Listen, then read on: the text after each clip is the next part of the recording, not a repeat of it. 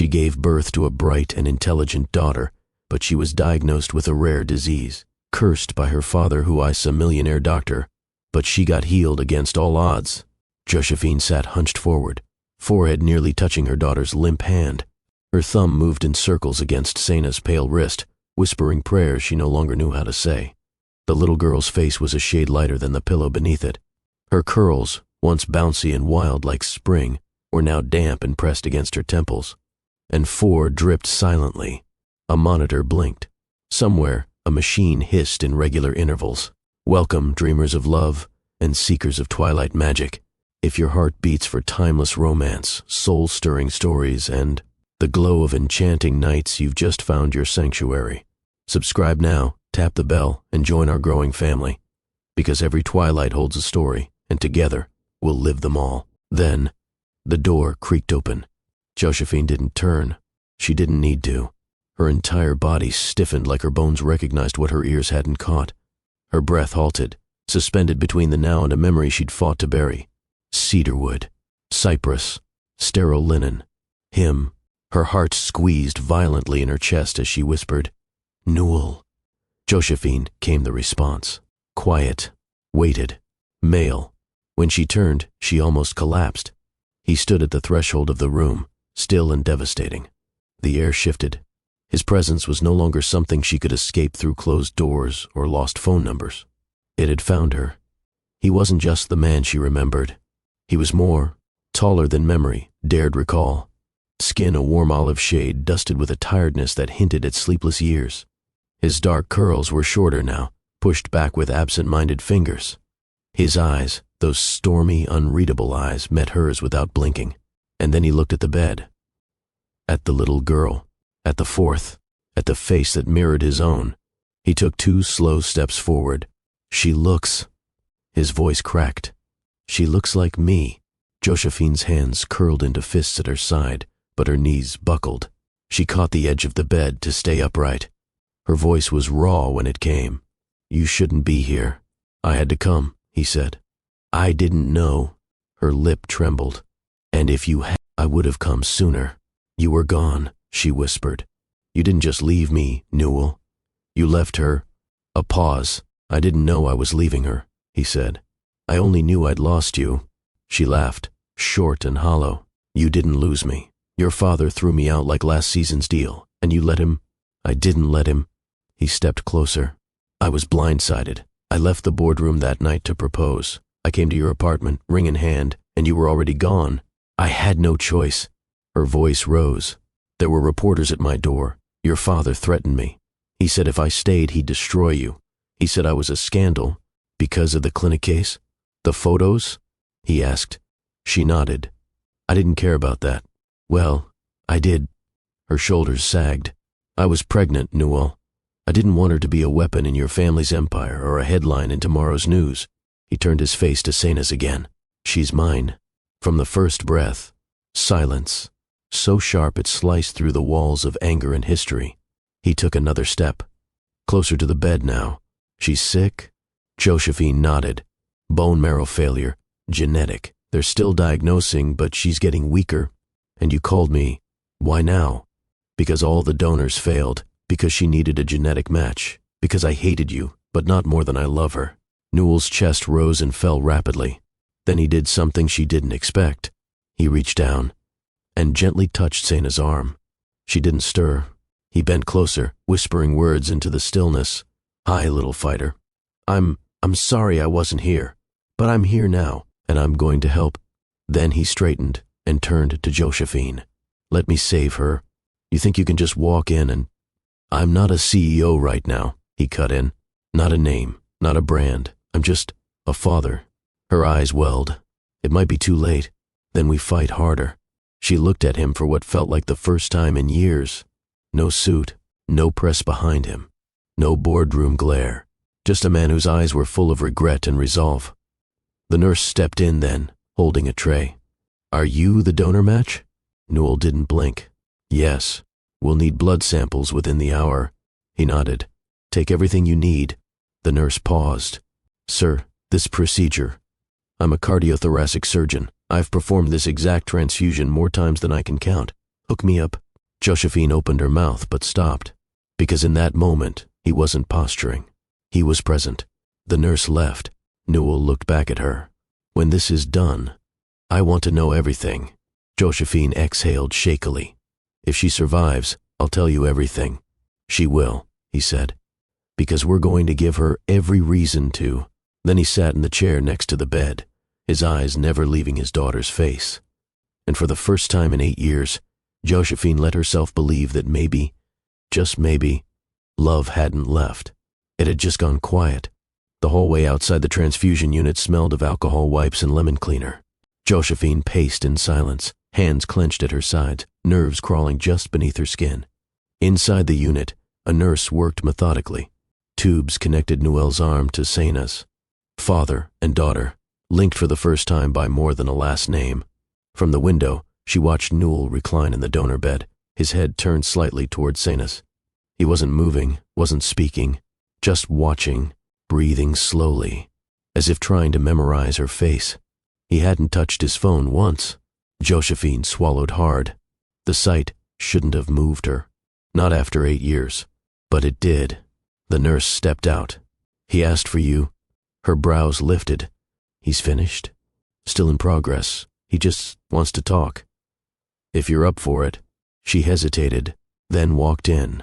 The room was quiet, only the soft click of machines and the low hum of medical equipment. Newell turned his head as she entered. You look tired, he said gently. I am. She stayed standing. You don't have to hover at the edge like a stranger. We are strangers. He nodded slightly. But we weren't always. Josephine folded her arms. You wanted to talk?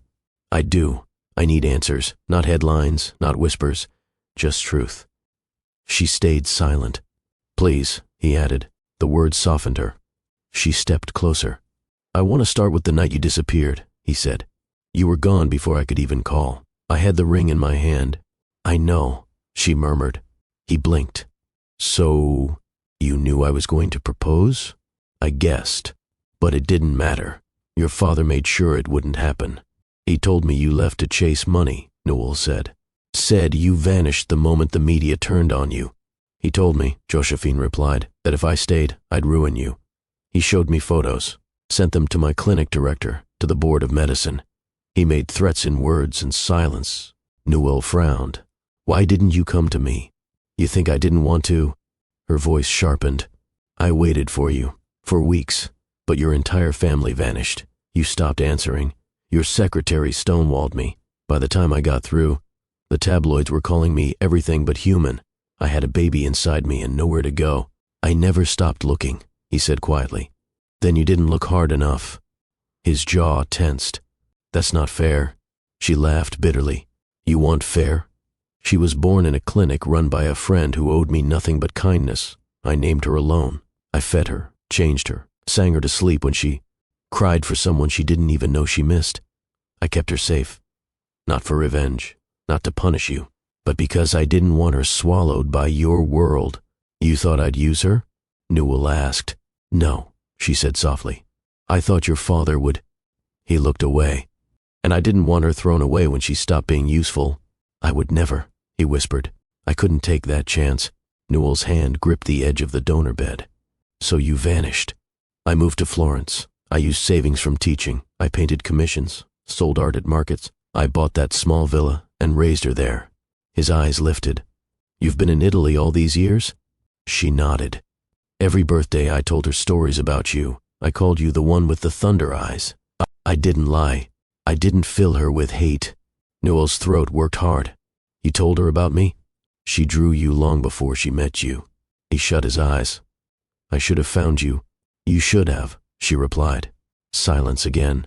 After a long pause, he spoke.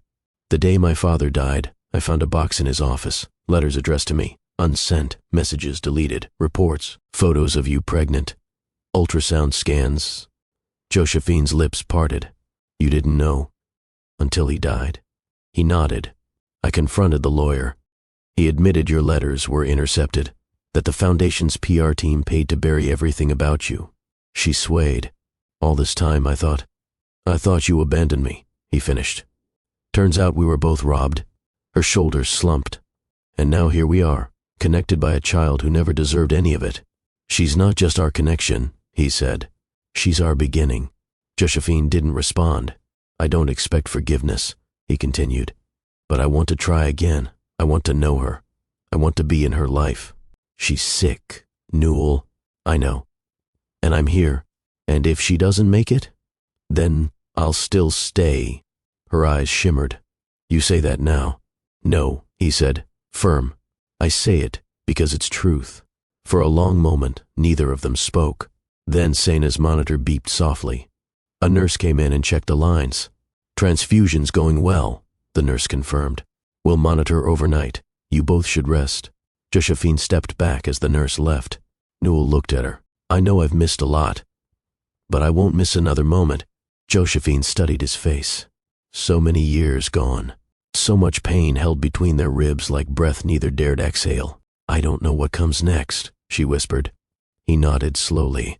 But maybe. We let her decide. The transfusion chamber had gone quiet. The machine still blinked, the sterile air still hummed, but something deeper had shifted. Sena's color had improved, just barely. A touch of rose returned to her cheeks, and her breathing no longer sounded like a broken whisper. The IV bag above her pulsed rhythmically, as though echoing the heartbeat of the man beside her. Newell's eyes hadn't moved from her for over an hour. Josephine sat in the corner now, body curled in a chair, arms folded across her chest like armor. But her eyes never closed, not even for a second. The nurse walked in and checked Sena's vitals. She smiled. She's responding well. Josephine exhaled. Thank God. She'll be monitored overnight, the nurse said. Dr. Newell, are you comfortable? I'm not leaving, he answered without looking up. You'll need fluids soon. I've had worse. Heart transplants during civil unrest. Midnight bleeds in air ambulances. I'll manage. Josephine almost smiled. Almost. The nurse glanced between them, then left quietly. Now it was just them again. No interruptions. No curtain between past and present. Newell turned to face her. You've done everything for her. She's my life. He paused, then said, She's mine too. No. Josephine's voice barely rose above the sound of the monitor. She's always been yours. He looked down at Sena. When I left, I thought I'd find peace in my work, but my hands have never stopped shaking since... She blinked. You were always steady in the oar. I still am. But when the surgeries end and the press fades, the quiet comes. He looked up at her again, and in the quiet, she was missing. Josephine swallowed hard. I would have named her after my mother, he said suddenly. But I'm glad you didn't. Why? Because Sena sounds like a sunrise, like someone who paints her feelings. She does, Josephine murmured. She sketches when she can't speak. He nodded. Like you. Josephine rose and approached the bed slowly. She brushed Sena's curls from her face. Her hand trembled. She loves red, she whispered. Says it makes her feel brave. Red was your favorite, Newell said. You wore it the day we met. That red scarf. I still have it. He looked at her, eyes softer now. I never stopped looking for you. Not truly. I wanted to believe that. But you didn't. I couldn't afford to, she admitted. Hope was dangerous. He didn't argue. Instead, he reached out and placed his hand gently over Josephine's, still resting on Sena's arm. She didn't pull away. Let me be her father, he said. Let me earn my place. Josephine's mouth parted, but no words came. I'll stay here, however long it takes. I'll sit beside her every night. I'll help her recover. I'll walk her into her new school when she's ready. I'll paint with her, even if I have no talent. I'll learn what she loves. I'll show up, even if she pushes you away at first. Josephine asked. I'll stay. I'll keep staying. Silence held for a long breath. Then she said, she'll need more transfusions. Maybe more than just that. I'll give anything, he said. Bone marrow, tissue, whatever they ask. They can take everything I have. She might not always be strong. Then I'll be strong for her. Josephine's eyes glistened. She leaned forward and kissed Sena's forehead. I used to whisper your name to her when she was asleep, she confessed. Newell's jaw tensed. She'd ask if you were a prince, Josephine continued. I'd tell her no, he's better, he's real. He's just far away right now. And now I'm here, he said. And I'm not leaving. Josephine sat down on the edge of the donor bed now, right next to him. "She'll have questions," she said, "and she deserves answers. Then I'll give her nothing but truth." She looked at him. "Start with me." He nodded. "I never married," he said. "I dated, poorly. Half my life was a boardroom. The other half was surgeries and silence." She stared at him, unsure. "Do you want to know why I never committed?" he asked. "Because no one felt like this." His hand gestured between them. "Even after all this time, even after everything we lost, this still feels like the only thing that was ever real." Josephine exhaled shakily. "We can't go back." "I don't want to go back," he said. "I want to move forward, with her. And if you'll let me, with you." A long beat. "I don't know how to do this again," she admitted. "Neither do I. But we start here." He looked toward Sena. "And we start with her." Josephine's voice cracked. "She's going to wake up one day and ask you who you are. Then I'll say, I'm the man who came back, the one who should have been here from the beginning, but who's not going anywhere now." She stared at him, long and hard. Her shoulders dropped. Okay. You can stay." Newell reached for her hand. This time, she didn't flinch. "And when she wakes up," Josephine said, "you can tell her everything yourself." They sat that way, quiet, close, united by a child who had taught them what their pride never could. And as the sky outside dimmed into a watercolored dusk, and the machines continued, their soft lullaby, something unspoken passed between them, not forgiveness. Not yet, but the beginning of it. The morning light crept through the wide windows of the transfusion unit, golden and hesitant. It fell across Sena's face, highlighting the soft pink returning to her cheeks. Newell had barely moved all night, his arm still hooked to the transfusion line, his body pale from blood. Loss, but his eyes remained fixed on her, wide open, alert, unwavering. He watched each breath she took like a prayer being answered in real time. Josephine entered carrying 2 coffees. "You look like you lost a fight with time," she said softly, handing him one. He managed a faint smile. "I was afraid if I closed my eyes, she'd stop breathing." "She won't," Josephine said. "She's stronger than either of us ever gave her credit for." Newell took a sip. "She's you and me. That combination was never built to break." The nurse came in then, holding a clipboard and an IV bag. "She's stabilized enough for phase 2, she said. "We'll monitor for rejection signs, but so far, her system's accepting the transfusion." Newell nodded. "What's next?" The nurse looked at him. "Bone marrow aspirate, likely within the week. It's more invasive, requires anesthesia for her, and for you, if you're willing." He didn't hesitate. "Of course." Josephine's hand tightened around her cup. The nurse continued, "She'll need monitoring, a restricted environment for a few weeks, minimal exposure to public spaces." "She's already homeschooled," Josephine said. "We'll make it work." "We?" Newell asked, his brow lifting slightly. Josephine nodded once. "Yes, we." He didn't speak, but something softened behind his eyes. The nurse stepped aside as Sena stirred lightly. Her eyelids fluttered but didn't open. Newell leaned closer, whispering, "Rest, little fighter. We've got you." Josephine turned toward him. "You still speak to her like she can hear every word." "She can," he said. "Even in the OR, unconscious patients respond to rhythm, voice, tone." Josephine pulled a chair closer. "Tell me something. Why didn't you ever tell anyone about me, about us?" He stared at Sena. "Because once you left, I didn't want the world to chew you up and spit you out again." "You could have cleared my name. I didn't care about the gossip," he said. "But if I had stepped forward, I would have exposed you to more. You were gone. I thought you wanted to stay that way." "I did," she admitted. "But not forever. I waited. Longer than I'll ever admit." Josephine looked down. "I thought you'd move on." "I tried. I dated a lawyer once. Brilliant, accomplished, emotionally stable.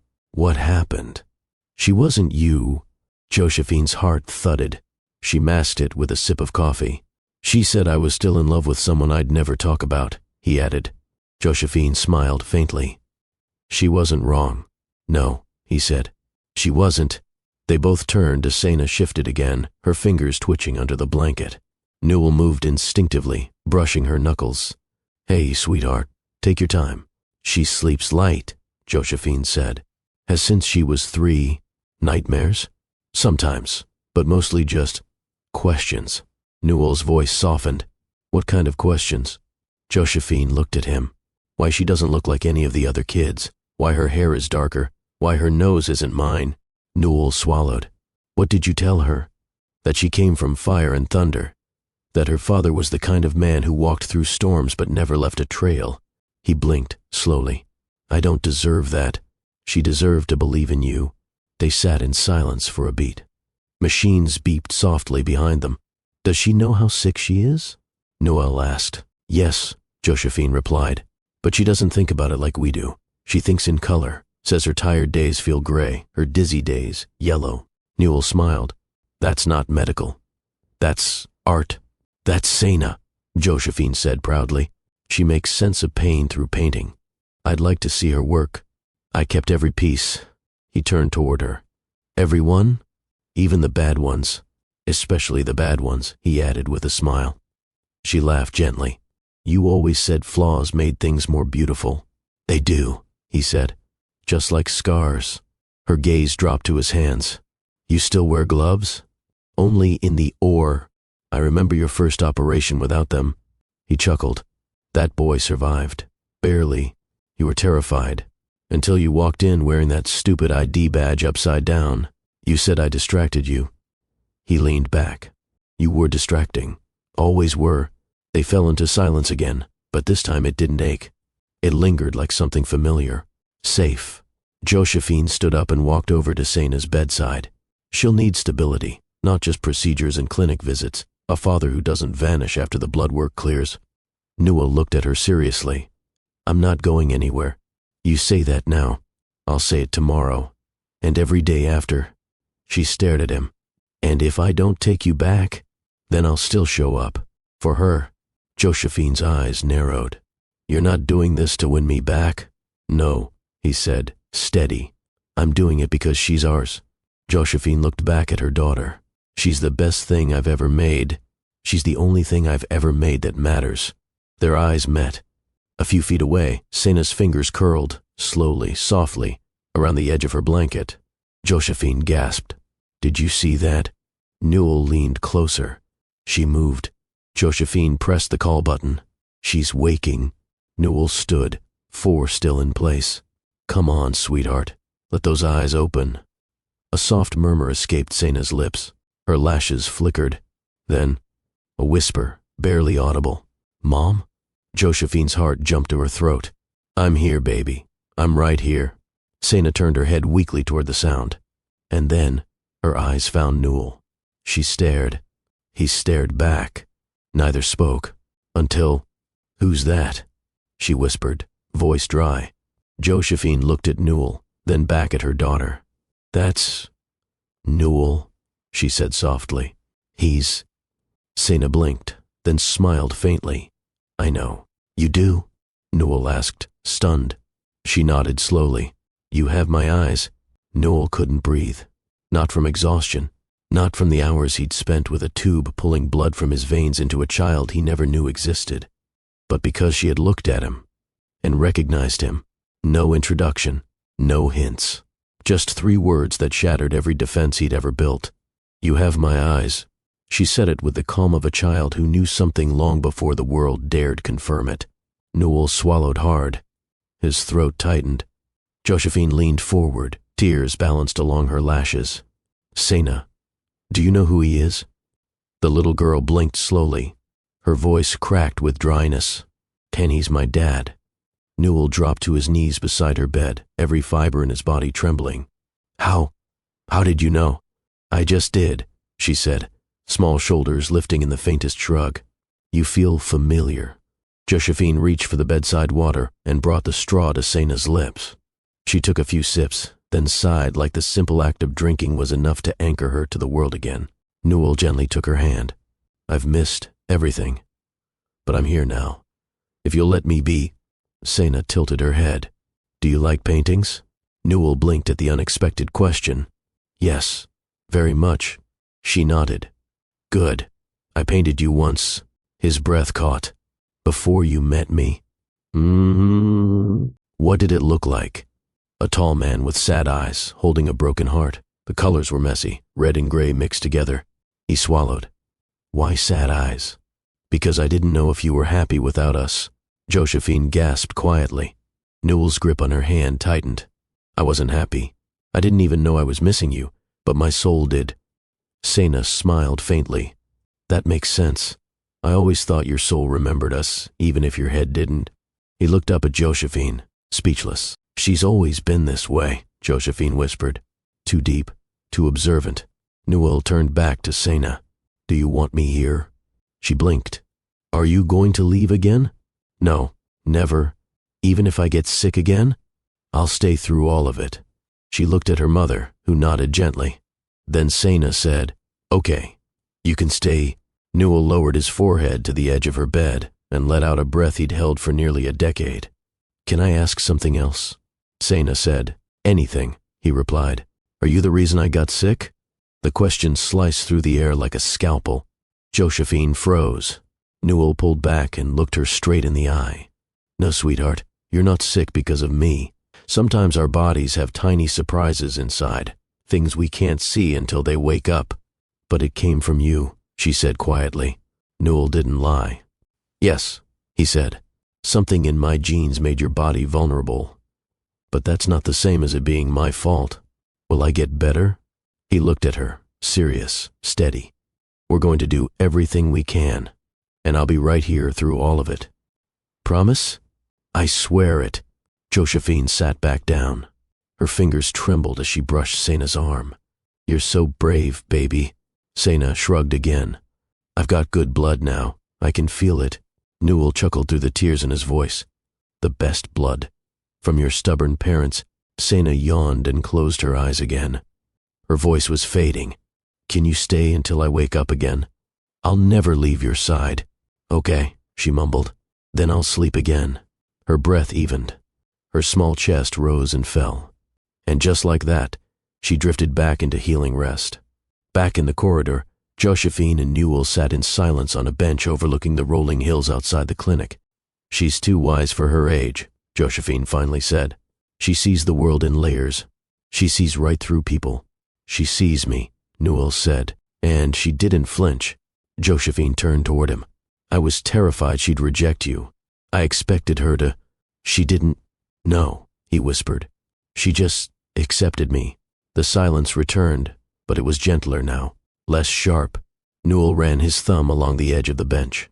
There's something I never told you. Josephine tilted her head. The night before you left, I'd written a letter. A letter? He nodded. Telling you I was walking away from my father's inheritance. I was going to sell my shares, step down from the hospital board, and start over with you. Her eyes widened. Why didn't you give it to me? You were gone before I could. She blinked back tears. You were really going to do that? I was tired of serving a family that didn't serve me back. Josephine looked away. I wish I'd known. I wish I'd sent it. They sat for a moment before Newell continued. I haven't touched any of that inheritance since he died. Why? Because I didn't want his legacy to buy my redemption. Josephine studied his face. And what now? Now I want to build something that isn't tied to guilt, something she can be proud of. Josephine nodded slowly. I'd like that. She asked if I was the reason she was sick. I know, Josephine said, her voice tightening. I heard. Newell's voice lowered, and I didn't lie to her. I know. That's why it mattered. He turned to her. I never lied to you either. She looked back at him. No. But you didn't fight for me either. I'm here now. I see that. A pause. You still paint? He asked. Not much, she replied. Most of my creativity went into keeping her alive. I'd like to see your work. She smiled faintly. It's stored in the attic. Then we have a reason to climb into dusty places. Josephine looked at him. Really looked at him. You're different, she said. So are you. They sat in the waning sunlight, side by side, saying nothing else, because some things didn't need to be spoken anymore. Later that evening, the air outside the clinic turned cooler. A soft breeze danced through the cypress trees lining the hill, and golden light pooled on the stone path as Josephine walked alongside Newell in silence. They didn't speak, not because there wasn't anything to say, but because silence had finally stopped being a threat. It had turned into something else, recognition perhaps, or maybe peace. Senna was stable. Her vitals were holding. The transfusion was a success. It wasn't everything, but it was a start. I'd forgotten how quiet Florence could be at night, Newell finally said. Josephine nodded. The hills swallow the noise. You hear your own breath here, and your regrets, he added. They reached a low wall that overlooked the olive groves stretching into the distance. Beyond them, the rooftops of villas shimmered under the fading sun. Newell leaned forward, elbows on the stone ledge. You built a life here. Without me. I built safety, Josephine said. There's a difference. He turned to her. You didn't fall in love again? She shook her head. No one else got past the front door. Because of me? Because of her, she said simply. I didn't trust anyone to love her more than their own needs. And now, I still don't know if I trust you, she said honestly. He accepted that without flinching. Fair, but I want to. That caught him. You do? Josephine looked up at him. You didn't have to come back, and you didn't have to stay. I didn't know how not to, he replied. The second I saw her name in that message, everything stopped. Josephine studied his face. You used to be colder. I was trained that way. And now, I'm tired of being cold. She nodded once. Good. They stood side by side, eyes on the horizon. The last light of day fell in strands across the landscape. Newell reached into his coat pocket and pulled something small from a velvet pouch. I kept this, he said. He opened his hand. Inside it lay a ring. Simple, silver, no stones, just a smooth band etched with the date he had planned to propose. Josephine's breath caught. You still have it? I couldn't throw it away, he said, even when I wanted to. She reached out but stopped before touching it. I don't know what to say. You don't have to say anything. I'm not asking for your answer now. I'm not even asking at all. Then why show me? Because for years, I thought I was angry at you for leaving. But I wasn't angry. I was lost. Josephine said nothing. He closed his hand around the ring again. It's strange. People always talk about time healing everything. But sometimes, time just hides the pain under new routines. It doesn't take it away. It just buries it. And you think that's what happened to us? I think time put a crack between us. And now, we have a choice. Either we fill it, or we fall through it. Her chest rose slowly. And if I don't want to fill it, then I'll stand on this side of it. Not asking you to cross, just staying close enough for when you're ready. Her eyes shimmered. Behind them, the clinic windows glowed softly. Inside, Senna was asleep in a room full of quiet monitors and soft blankets, her breathing steady now. She's going to ask a lot of questions, Josephine murmured. Let her. She's going to want to know why we didn't make it work the first time. Newell looked out into the hills. We were too young, too proud, too surrounded by people who cared more about headlines than hearts. Josephine tilted her head. And now, he said, we have no one left to blame but ourselves. Her lips parted, but she didn't argue. Newell turned to her. I want to be a good father. I want to sit at her art shows, walk her to school, show up on the hard days, on the bright ones. I want to be the parent who doesn't vanish when the lights go off. Josephine blinked back emotion. She deserves that. She deserves the world, he said. They lingered there, both framed by sunset and memory. Slowly, Josephine reached for the pouch in his hand. She didn't take the ring, but she didn't reject it either. She closed the pouch gently and placed it in his pocket. Not yet, she whispered. He nodded.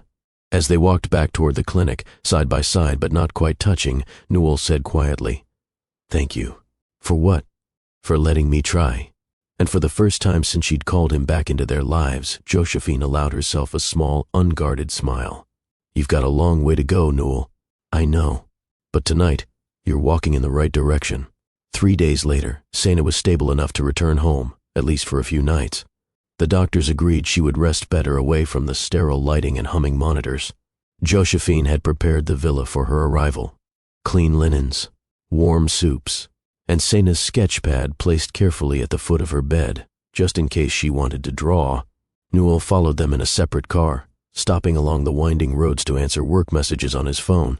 But when he pulled up beside the weathered iron gate, something about the place made him forget every boardroom and hospital wing he'd ever walked through. Josephine's villa stood like a painting, walls the color of old parchment, roof tiled in faded terracotta. Olive trees framed the courtyard. Wind chimes danced above the entry.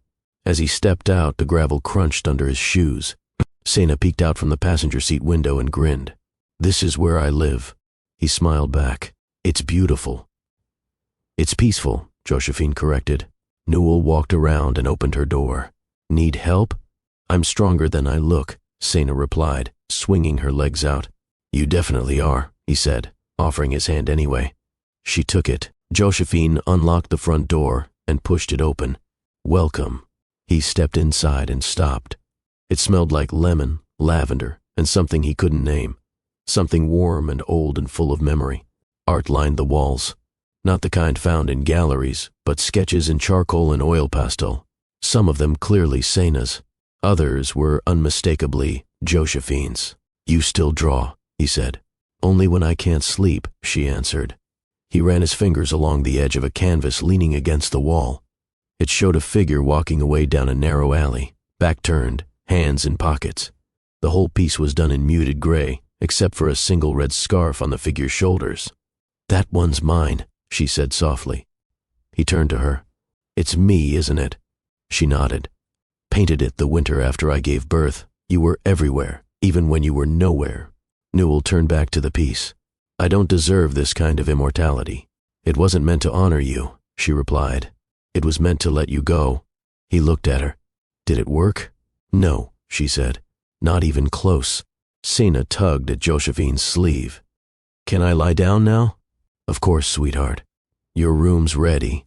Josephine led her down the hall. Newell stayed behind, wandering the living room in silence. He noticed the books, the photos, the simplicity of the furniture. Everything in this house spoke of care, not excess. It was nothing like the life he'd lived. A few minutes later, Josephine returned, barefoot now, her shoulders looser. She looked at him. "She's asleep." Newell nodded. "She trusts this place. She built her childhood here. Every branch in the olive grove is hers. Every crack in the walls, every shadow at sunset, she's memorized them. She made it a home," he said. "She made me a mother," Josephine replied. They stood in silence for a moment. Then she said, "Come on, let me show you the rest." He followed her through the back door and onto the stone terrace. From there, the hills dipped into the valley, and the sky poured gold across the horizon. A small table sat between two chairs. A half-finished painting rested on an easel nearby. Newell walked toward it. It showed three figures, blurred, unshaped, walking through a field of red poppies. "She started it last month," Josephine said. "Told me it was a story she hadn't lived yet." He traced the sky in the painting. "Is that me?" "I don't know. Maybe." Newell turned to her. "Can I ask something personal?" She raised a brow. "You haven't held back so far. What was the hardest part of doing this alone?" She didn't answer right away. Instead, she walked to the edge of the terrace and placed her hands on the railing. "Sleeping," she finally said. He blinked. "Sleeping? That moment between lying down and closing your eyes. That's when everything hits. The quiet, the weight, the fear you'll wake up and your child won't." He said nothing. She continued. "There were nights I lay beside her, counting her breaths, afraid to sleep in case they stopped." "I'm sorry," he said. "I'm not telling you for an apology," she said. "I'm telling you because if we're going to try again, not just as parents, but maybe more, then I need you to understand what it cost." He stepped closer. "I do," he said. "More than I can express." She looked up at him. "Do you want wine?" "Depends. Will it be the same kind we drank that summer?" She smiled. "The one you said tasted like regret. You were the one who picked it. I was 19 and impulsive." He stepped forward.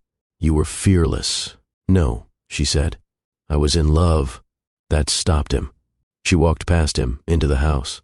A moment later she returned with 2 glasses and a bottle of something deep red.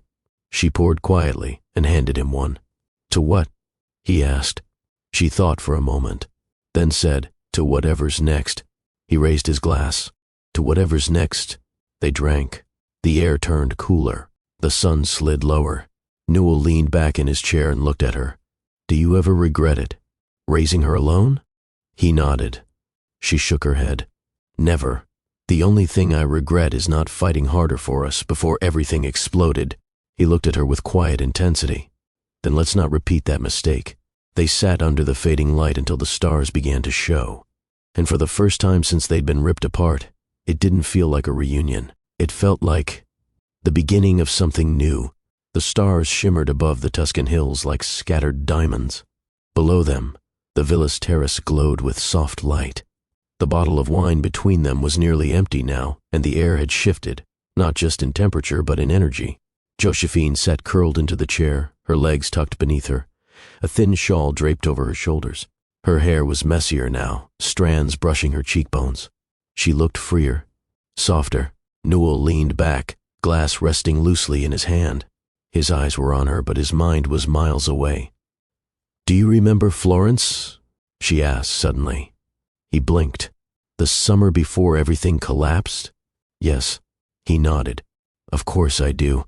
She turned toward him. "It rained on your birthday. And we stayed in," he said, voice low. "You dragged the mattress out onto the balcony. You said it was ridiculous." She smiled. "You were barefoot in a white shirt that didn't belong to you.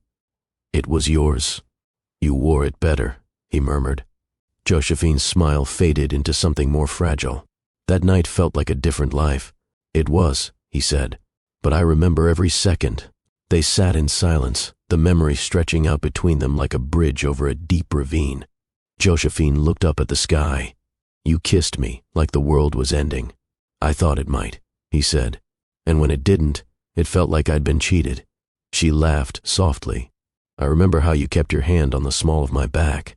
Even while we slept, I didn't want you to float away. You thought I would? I didn't trust anything to stay, not even you." Josephine looked down. "I didn't mean to leave the way I did." "I know," he said, "but knowing doesn't undo it." The breeze swept through the trees, stirring the chimes above the kitchen window. Josephine reached for her glass and found it empty. "I should go inside," she whispered. "Check on her." "She's fine," he said gently. "You know she is." Josephine hesitated, then looked at him. "You think we're doing the right thing? Letting you back in?" "I don't know what the right thing looks like anymore," Newell admitted. "But I know what it feels like to be sitting here with you, and it doesn't feel wrong." Her lips parted. "And if it's not wrong," he continued, "maybe it's something worth exploring." She stood. He rose with her. For a moment, neither moved. Then she stepped past him and walked into the house. He didn't follow. Not immediately. Instead, he stood on the terrace, breathing in the scent of rosemary and distant rain. Minutes passed. Then, light footsteps returned. Josephine stood in the doorway, a wine glass in one hand. Her shawl was gone. In its place, an oversized white shirt. His shirt, Newell's heart stuttered. She walked forward, slowly, deliberately, no words. He set his glass down. She stopped inches from him. "It's going to rain," she whispered. "Just like that night," he replied. She looked up at him. So, let it. And then, they were no longer separated. Her hands rose to his chest. His fingers threaded into her hair. Their mouths met. The kiss was not hurried, not wild, but it burned. A kind of remembering. His lips moved against hers like he was mapping familiar territory, rediscovering softness and surrender. Her fingers gripped the collar of his shirt as she leaned into him, pressing her body to his without hesitation. He broke the kiss only to trail his mouth down her neck, across the curve of her shoulder, inhaling her like oxygen. "You still smell like sleep and paint," he whispered. "You still taste like something I never forgot," she answered, voice husky. A soft roll of thunder echoed in the distance. She smiled. "I told you it would rain." He looked at her. "Then we should make the most of it." Without another word, she took his hand and led him back inside, through the dim living room, past the hallway, and up the stairs to her bedroom. They didn't need music. The rhythm of their breathing was enough. He lifted her, slowly, reverently, placing her gently on the bed. Her fingers found the buttons of his shirt. His hands found her waist. Clothes slipped to the floor like petals falling from memory. And as the rain began to fall against the windows, soft, steady, unbothered, they came back together in the only language their bodies still spoke fluently: need, longing, love, It was past midnight when the storm reached its peak. Rain tapped the roof with steady fingers, the occasional gust of wind making the shutters creak softly. Inside, everything was still, except them. Josephine lay half beneath him, her skin damp with heat and memory, her breath unsteady. Sheets tangled around their legs. Her hand rested over his heart, and her cheek pressed against his shoulder. Newell was silent, still, holding her like he had been afraid she'd disappear mid-exhale. Her body hummed beneath his touch, muscles soft from surrender, chest rising and falling against his side. Minutes passed before either spoke. "I forgot what this felt like," she murmured. His fingers ran down her spine, slow and deliberate. What did it feel like? Like home, like ache and belonging all at once. He kissed her forehead. "You never left my body," he whispered. "Even when you were gone." She shifted to face him, her legs sliding over his hip, bare and certain. "Why did we wait so long?" she asked. "Because we thought pain meant protection," he replied. "And maybe we were right. For a while, but not anymore." "No," he said, "not anymore." Her eyes dropped to his chest. Her nails had left faint traces across his skin. She traced them with guilt. "I didn't mean to hold on so hard," she whispered. "I wanted you to." He sat up slightly, one arm braced beside her head, the other stroking her thigh. His voice dropped. "You think I haven't imagined this? 1,000 nights, 100 waking dreams, you, back in my arms, not as a memory, not as a regret." She pulled him down again, kissing him like a woman who didn't want to talk anymore. His mouth opened to hers, tongue meeting tongue, familiar and fevered. His hand slid between her thighs, rediscovering her, mapping the soft curve of a body that had once held his future. She moaned softly into his mouth as his fingers found rhythm, his touch confident but reverent. Her body responded with hunger, her hips lifting toward his palm. He growled low against her neck. "You're soaked. You made me this way. And I'll keep doing it," he said, sliding lower. He kissed her navel, her hip bone, then parted her legs and buried his mouth between them. Josephine gasped, fingers flying to his hair as his tongue flicked and circled with maddening slowness. Her thighs clenched around his head, back arching off the mattress. "Newell." He didn't stop.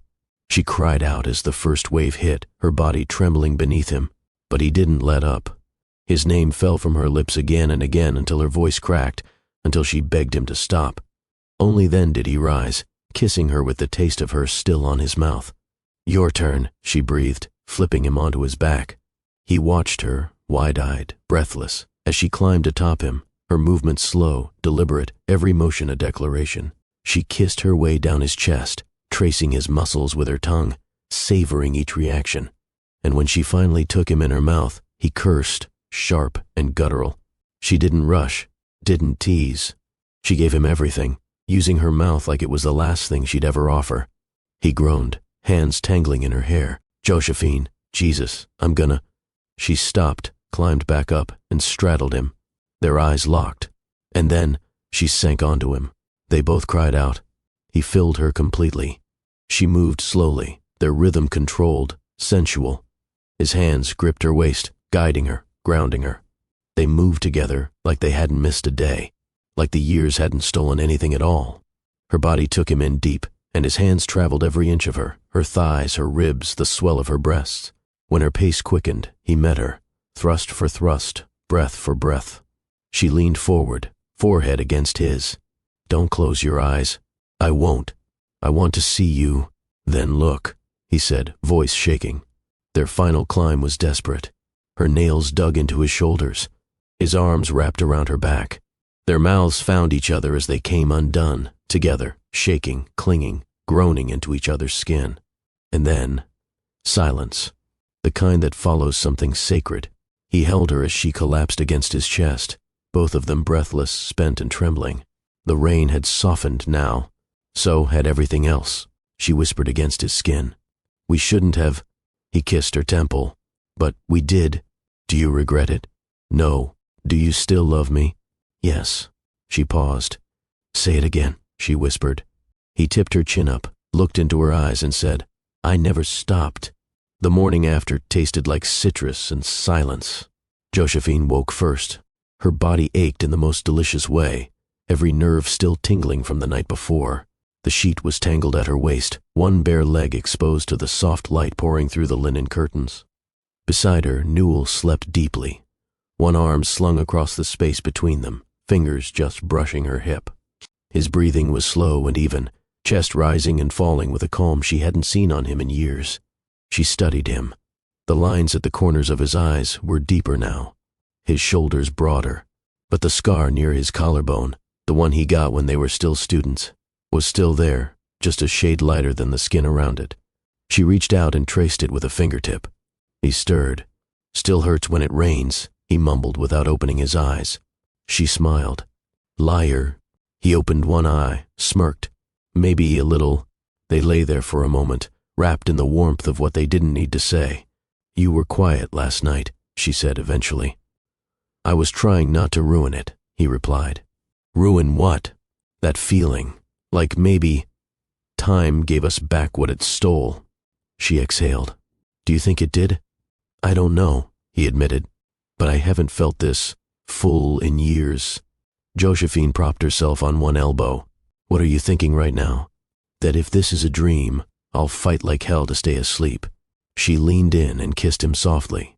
Not urgent, not hungry, just grateful. He kissed her back, arms pulling her closer.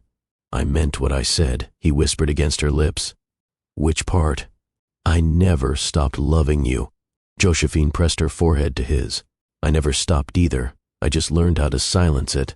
Newell rolled onto his back and pulled her into the curve of his arm. She rested her head on his chest, fingers tracing small patterns against his skin. "You know," he said, "there's a scar on my leg no one else ever noticed." "Oh, you gave it to me." Her brow lifted. "That sounds like something I'd remember. Second year. You dropped a metal easel during one of your mood swings and nearly amputated my ankle." Josephine burst into laughter. "That wasn't a mood swing. That was artistic frustration." "Call it what you want," he teased. "I bled for you. You were dramatic even then. But I didn't stop coming to your studio." She went quiet, then said, "I missed that, the way you never flinched, even when I was at my worst." "You were never your worst," he said. "You were just full." She looked up at him. "Full of what?" "Fire, grief, talent, want. You walked into every room like you knew exactly what it meant to feel too much and say too little." Her throat tightened. He turned to face her again, brushing a strand of hair behind her ear. "That's why I loved you." "Past tense? I still love you," he said simply. "But I'm not going to beg you to admit you feel the same. You don't have to." "Good," he said, "because I want more than confessions. I want actions." She leaned in and kissed him again. This time, slower. Their bodies pressed together, skin meeting skin in familiar waves. But there was no rush, no frenzy, just softness. He kissed her shoulder, her collarbone, the hollow just beneath her throat. She sighed into him. "This feels dangerous." "Because it's real," he whispered. "Because it's fragile. We won't break," he said. "Not this time." Their lovemaking was slower that morning, more like a ritual than a release. His hands caressed her like he was learning a language. Her body responded in phrases, moans shaped by memory. When she came, it was quiet. Her eyes open. Her body curved into his. He followed, holding her through every shudder, every breath. Afterward, they lay wrapped around each other like ivy. Josephine traced a faint line across his ribcage. "What's this one?" "Car accident. 3 years ago. Wet road. Sharp turn. I didn't know. No one did. I didn't want pity." She looked at him. "You're not invincible, Newell." "No, but I wanted to be, for you." She rested her head against his chest. "I didn't need perfect. I needed present.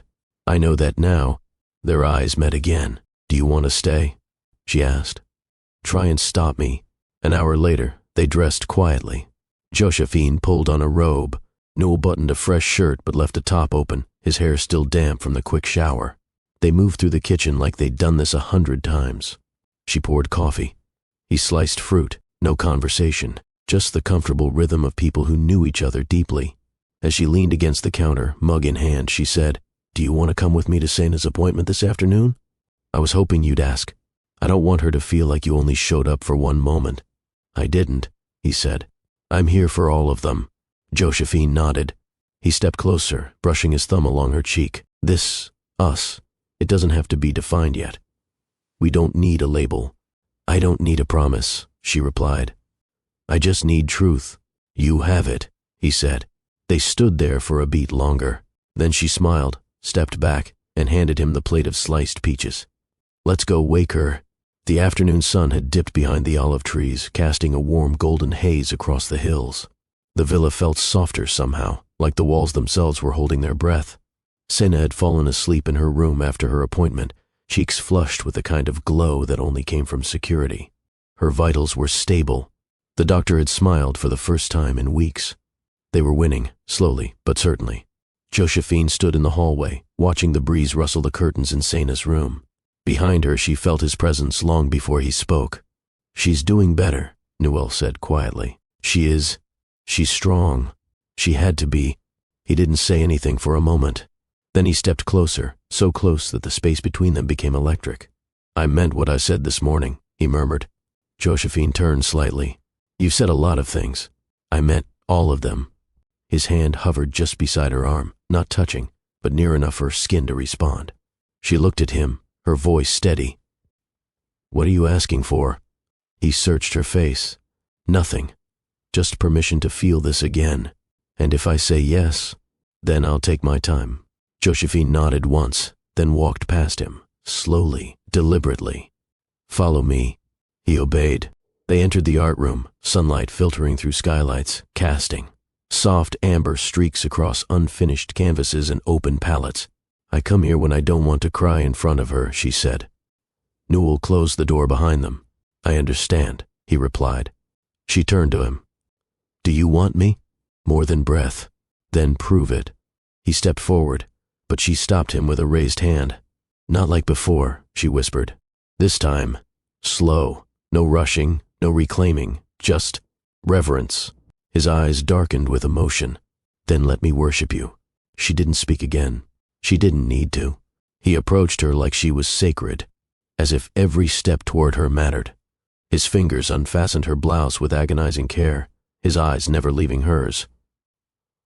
When it fell from her shoulders, she didn't flinch. You're beautiful, he breathed. You always say that. I never said it enough. She reached for the buttons of his shirt, pausing between each one, dragging out the anticipation, like a melody building to its crescendo. When they stood bare in front of each other, he didn't rush to touch her. He simply looked. And in his eyes, no hunger, only awe. He brushed her collarbone with the back of his fingers, tracing down to the hollow of her throat, across her chest, over the swell of her breast. Her breath hitched. Lie down, he whispered. She obeyed. The art room had a long velvet couch pushed near the window. She stretched across it as he knelt beside her, kissing her ankle, then her calf, then the inside of her thigh. Every kiss was slow. Every breath was shared. He hovered above her, eyes locked on hers, then dipped his head to kiss her ribs, one by one. When he finally reached her lips again, they were both trembling. I miss this, she whispered. What? Being seen, not just touched, seen. He cupped her cheek. You were never invisible to me. She guided his hand between her legs, letting him feel how ready she was. He growled softly but didn't hurry. Instead, he slid into her with exquisite patience, inch by inch, until they were fully joined. Her body rose to meet him, breath escaping in broken gasps. He moved slowly, rhythmically, no urgency, just worship. Her fingers laced behind his neck, and their foreheads touched. I can't lose you again, she breathed. You won't. I'm scared. I'll stay until your fear disappears. They rocked together, bodies entwined in soft rhythm. Every movement, every sigh carried a memory healed, a scar kissed, a regret forgiven. When her climax hit, it wasn't explosive. It was full, a wave of surrender that rolled through her slowly, leaving her breathless and shaken. He followed soon after, his release silent, powerful, buried in the space between her, neck and shoulder, hands gripping her like she was the only anchor he'd ever known. When it ended, they didn't move. They didn't speak. They just breathed, together. Long moments passed. Outside, the sky turned a deeper gold. Inside, the art room smelled of warmth, paint, and skin. He lay beside her now, brushing his thumb against her temple. "Have you ever felt like time paused just for you?" he asked. She nodded. "Right now." He pulled a small blanket from the edge of the couch and draped it over them. Josephine turned into his chest. "That was the slowest, deepest, most honest moment we've ever had." He kissed her forehead. "And it wasn't about making love. No, it was about unbreaking." She closed her eyes. "Then we're finally beginning again." By the time the sun disappeared behind the hills, the art room had grown dim. Josephine lay tucked against Newell's side, the velvet blanket draped over their bare bodies, her cheek pressed to his chest. The faint rhythm of his heartbeat anchored her. "You're quiet," he murmured, fingers tracing slow circles along her back. "I'm thinking about whether this will last." Newell's touch paused. Then he sat up slightly, bringing her with him. "Look at me." She raised her eyes. "This isn't a moment," he said. "It's a return." She didn't answer right away. Her voice, when it came, was quiet. "It still feels fragile." "It should," he said. "Anything worth keeping usually does." She leaned back just enough to study his face. "What happens when the world shows up again? When life gets loud?" "I don't leave," he said. "Not again." Her eyes narrowed, not with distrust, but with caution. "Say that again." "I don't leave," he repeated, slower this time. "Not when it's hard, not when it's inconvenient, not when I get scared." Josephine nodded, then slid out from under the blanket and rose, walking across the room. Naked, unashamed, completely at ease. He watched her, both reverent and hungry. She opened a window. The cool air washed in. "I used to stand here," she said, "on the nights I couldn't sleep, and I'd imagine you on the other side of the world, doing the same. I probably was." She turned back toward him. "I hated you sometimes, but not really. I deserved your hatred." "No," she said. "You didn't. You were just gone, and I didn't know why. I needed someone to blame." He nodded slowly. "And now? Now, I don't want to spend another minute blaming the past for a present that's finally healing." She came back to him, knelt beside the couch, and rested her head on his knee. He brushed his fingers through her hair. "Do you believe me now?" "I'm trying." "Then that's enough." They sat like that for a while, her on the floor, him wrapped in the blanket. Both silent, both full of something neither wanted to name just yet. Finally she said, "Sena's going to notice." He smiled. "She already has. She watches everything. She's your daughter. Of course she does." Josephine laughed. "True. She said something to me this morning," Newell added. "What?" She said, "You make Mom smile like her coffee used to." Josephine blinked. "That little sneak. She's wise. She's nosy. She's both," he agreed. Josephine climbed back into the couch with him, curling up, folding into him like she had every right to. "You know what I missed most?" she asked. "Tell me." "This. The quiet between us. The way you hold me like I'm something you want to keep, not something you're just holding for now." He kissed her shoulder. "Because you are." She looked up. "We're going to have to tell her." "We will. Together." "Yes. And we're going to have to decide what this is." He smiled. "Can I give you an answer that doesn't come in boxes or timelines?" She waited. "This is fire," he said. "Not ashes. It didn't die. It just waited for us to stop running." Josephine's lips parted, breath catching. "Say that again." He leaned in. "You and me, we were never finished. We were paused, interrupted. But now, we're burning again, and this time, we don't let it go out." She kissed him then, not soft, not slow, but with the kind of certainty that needed no further proof. When they parted, she whispered, "I want more mornings." "You'll have them. And nights. You'll have those too. And if I break again, I'll be the one who holds the pieces until you're ready." They lay there, cocooned in warmth and trust, as the moon cast long beams across the tiled floor. No titles, no labels, just the fire. And this time, neither of them would let it burn out. The next morning came gently. Sunlight poured into the villa's kitchen like honey, warm and slow, sliding across the stone floor and up the pale cabinets. The breeze from the garden carried hints of rosemary and wild lemon, and in the distance, a bird sang a single note on repeat like it had nothing better to do. Josephine stood barefoot near the stove, her robe tied loosely at the waist, a wooden spoon in her hand as she stirred something fragrant. Her hair was loosely knotted, a few strands falling around her cheeks, and she hadn't bothered with makeup or slippers. She didn't need them. She looked like someone who finally had a reason to exhale. From behind her came the sound of bare feet on tile. Newell, fresh from the shower, damp curls pushed back, shirt halfway buttoned, collar loose. He paused when he saw her. "You look like a painting," he murmured. She rolled her eyes. "I look like someone who hasn't had coffee yet." He walked to the counter, picked up the kettle and started pouring. Then, "Allow me." She watched him move around the kitchen like he belonged there. No hesitation, no awkward pauses. He found the mugs, the sugar, even the small honey jar she always kept in the corner cabinet.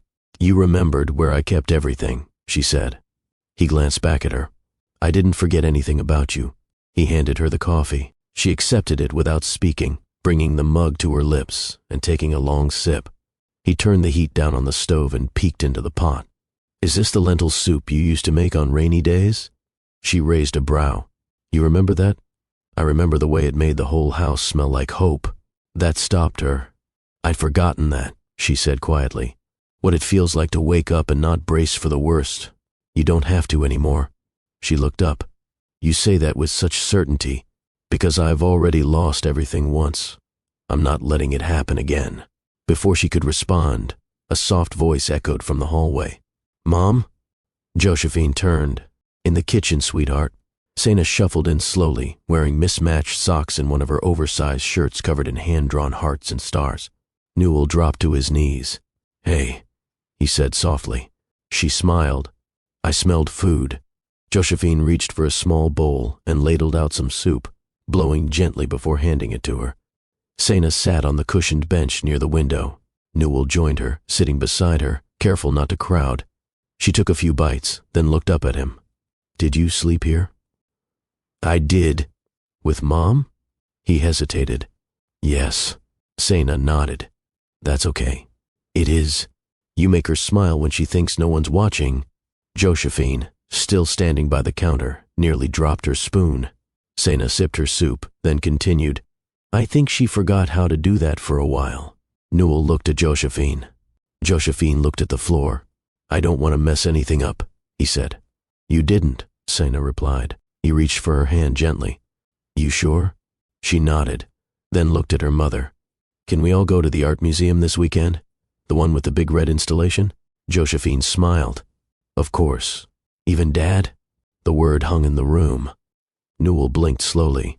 "You can call me whatever you're comfortable with." Sana shrugged. "I like Dad. Feels short, but powerful." He laughed. "I'll take that." She returned to her soup. "I also think you and Mom should dance." "Dance?" Josephine asked. "Yeah, like in the movies." "We don't need music for that," Newell said, rising to his feet and offering Josephine his hand. She gave him a look. "You're serious?" "Always." She dried her hands and walked over. He pulled her gently into a slow sway, right there in the kitchen, the scent of soup and sunlight wrapping around them. Sana clapped softly. "See? Movie moment." Josephine rested her head on his shoulder, her voice barely a whisper. "Are we really doing this?" "We're already in it," he said. "And I'm not stepping off the floor." She smiled. "Then don't let go." He didn't. Later that morning, while Sana painted on the patio, Josephine and Newell stood under the olive trees, sipping coffee from the same mug. "I forgot what life could feel like when it wasn't surviving," she said. "I want to give you more days like this." She looked up at him. "We still have a long road. I'm here for all of it." They watched Sana tilt her head and add a streak of blue to her canvas. Josephine whispered, "She's painting us."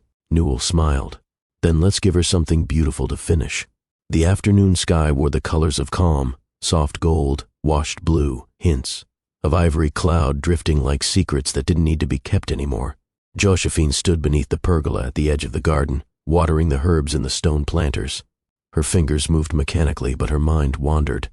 Behind her, she heard the familiar creak of the old wood gate. She didn't turn. "You always pause at that spot," she said without looking. Newell chuckled softly. "Because you always look your most peaceful from here." She smiled, placing the watering can down and brushing her palms on her apron. "You've always had a way of watching me when I think no one is." "I never stopped," he said. Even when you weren't there? She finally turned to him. He looked different in daylight. Less like the man she remembered from the glossy articles, and more like the boy who used to sleep on her studio floor just to be near her. You thinking of running again? He asked gently. Josephine tilted her head. You always did know when I was planning an escape. I can feel it, he said. The way you withdraw when something gets too close. I'm not used to feeling safe, she admitted. Even now. Especially now. Newell walked to her slowly. You don't have to trust me completely. Just enough to stay. And if I can't promise that, then let me earn each moment, he said. 1 hour at a time. She looked down at her hands. I've changed, Newell. I'm not who I was. I don't move quickly anymore. I need time to process, to breathe, to check if the ground beneath me is solid. He reached for her fingers. Then I'll wait at every checkpoint. I'll stand still while you test the earth. Her eyes shimmered. You always say the right things. Only because I finally understand what wrong feels like. She exhaled and leaned against the low stone wall, the breeze catching the edge of her robe. Do you want to build something again? She asked. With you? With her? With all of us? He nodded. But only if we build it slow, no shortcuts, no skipping the hard parts. Even the awkward ones? Especially those, he said. They're the ones that teach us how to stay. She smiled, then turned and began walking back toward the house. Come on. He followed. Where to? You wanted permanence. Let's start with a drawer. He stopped. A drawer? In my room, she said over her shoulder. You want to be here? Leave something behind. Clothes, a book, anything. Newell stared after her, stunned. You're serious? She paused in the doorway. Don't run this time. He crossed the garden in 4 strides and followed her inside. Later that evening, Sena was curled up on the couch, flipping through a worn art book, her feet tucked under a blanket and a plate of fruit beside her. Newell sat at the edge of the coffee table, holding an open box of his things. Josephine stood nearby, arms crossed, amused. I can't believe you still have these, she said, pulling out a faded photograph. Newell smirked. I kept every one you gave me. This one's awful, she laughed. You're blinking. I blink when I'm overwhelmed by beauty. She rolled her eyes. You blinked because the flash was too bright.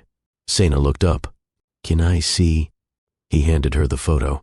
She examined it, then held it against the side of his face. You had more hair. Newell groaned. That's unnecessary, but true. He grinned. You're going to be a menace when you hit your teens. I already am. They all laughed. Josephine took the box from his lap and brought it upstairs. When she returned, she handed him a key. He looked at it, confused. To the drawer, she said simply. He turned it over in his palm. It was small, brass, nothing dramatic, but it was everything. He rose and closed the space between them. I'm not going anywhere, he said. Good, she whispered, because I'm tired of packing up my hope. That night, as they prepared for bed, Josephine opened her closet and pulled out a folded shirt. I've been meaning to return this. Newell smiled. I wondered where that went. You left it at my place the last night before we fell apart. She handed it to him. He held it for a moment, then set it gently on the dresser.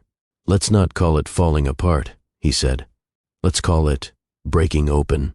She looked at him, the weight in her chest lighter now. That sounds less painful.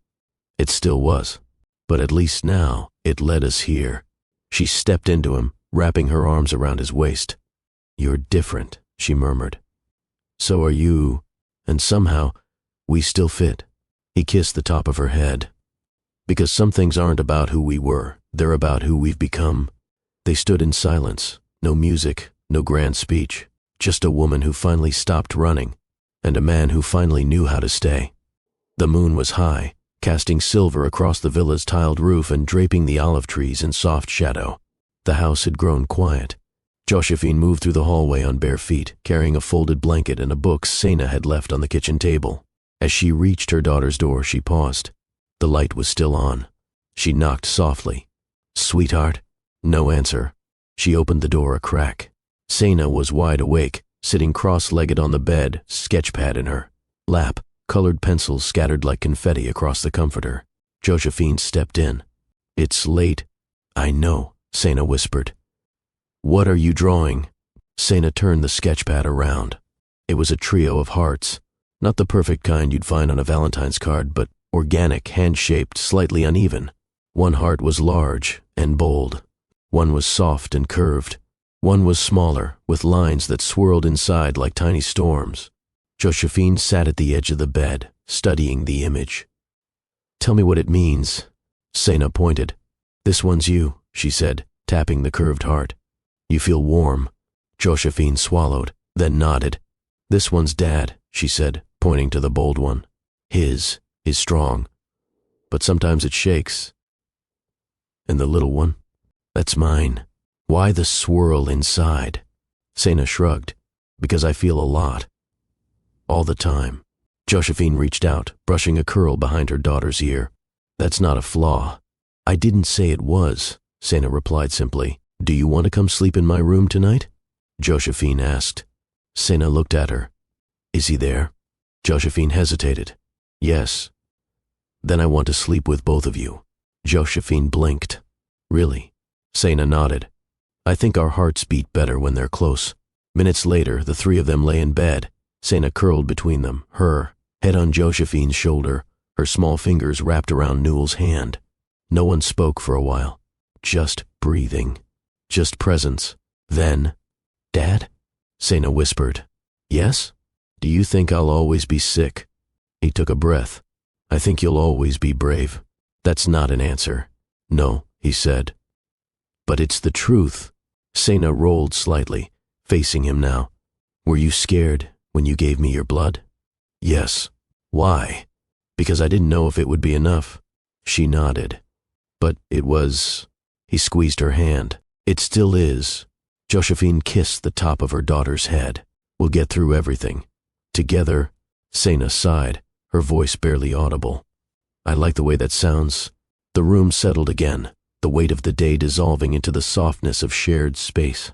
A few minutes later, her breathing slowed. Her grip loosened. She was asleep. Newell looked over her to Josephine. She's magic. She's us. She's more. They stayed there, unmoving, not wanting to disturb the quiet. Do you remember, Newell said softly, when we talked about what kind of parents we'd be? In Florence, on the roof, you said you'd be the soft one, and you said you'd be the protector. We were both right, he whispered. Josephine turned her head toward him. Do you think this is real? I think this is the realest thing I've ever known.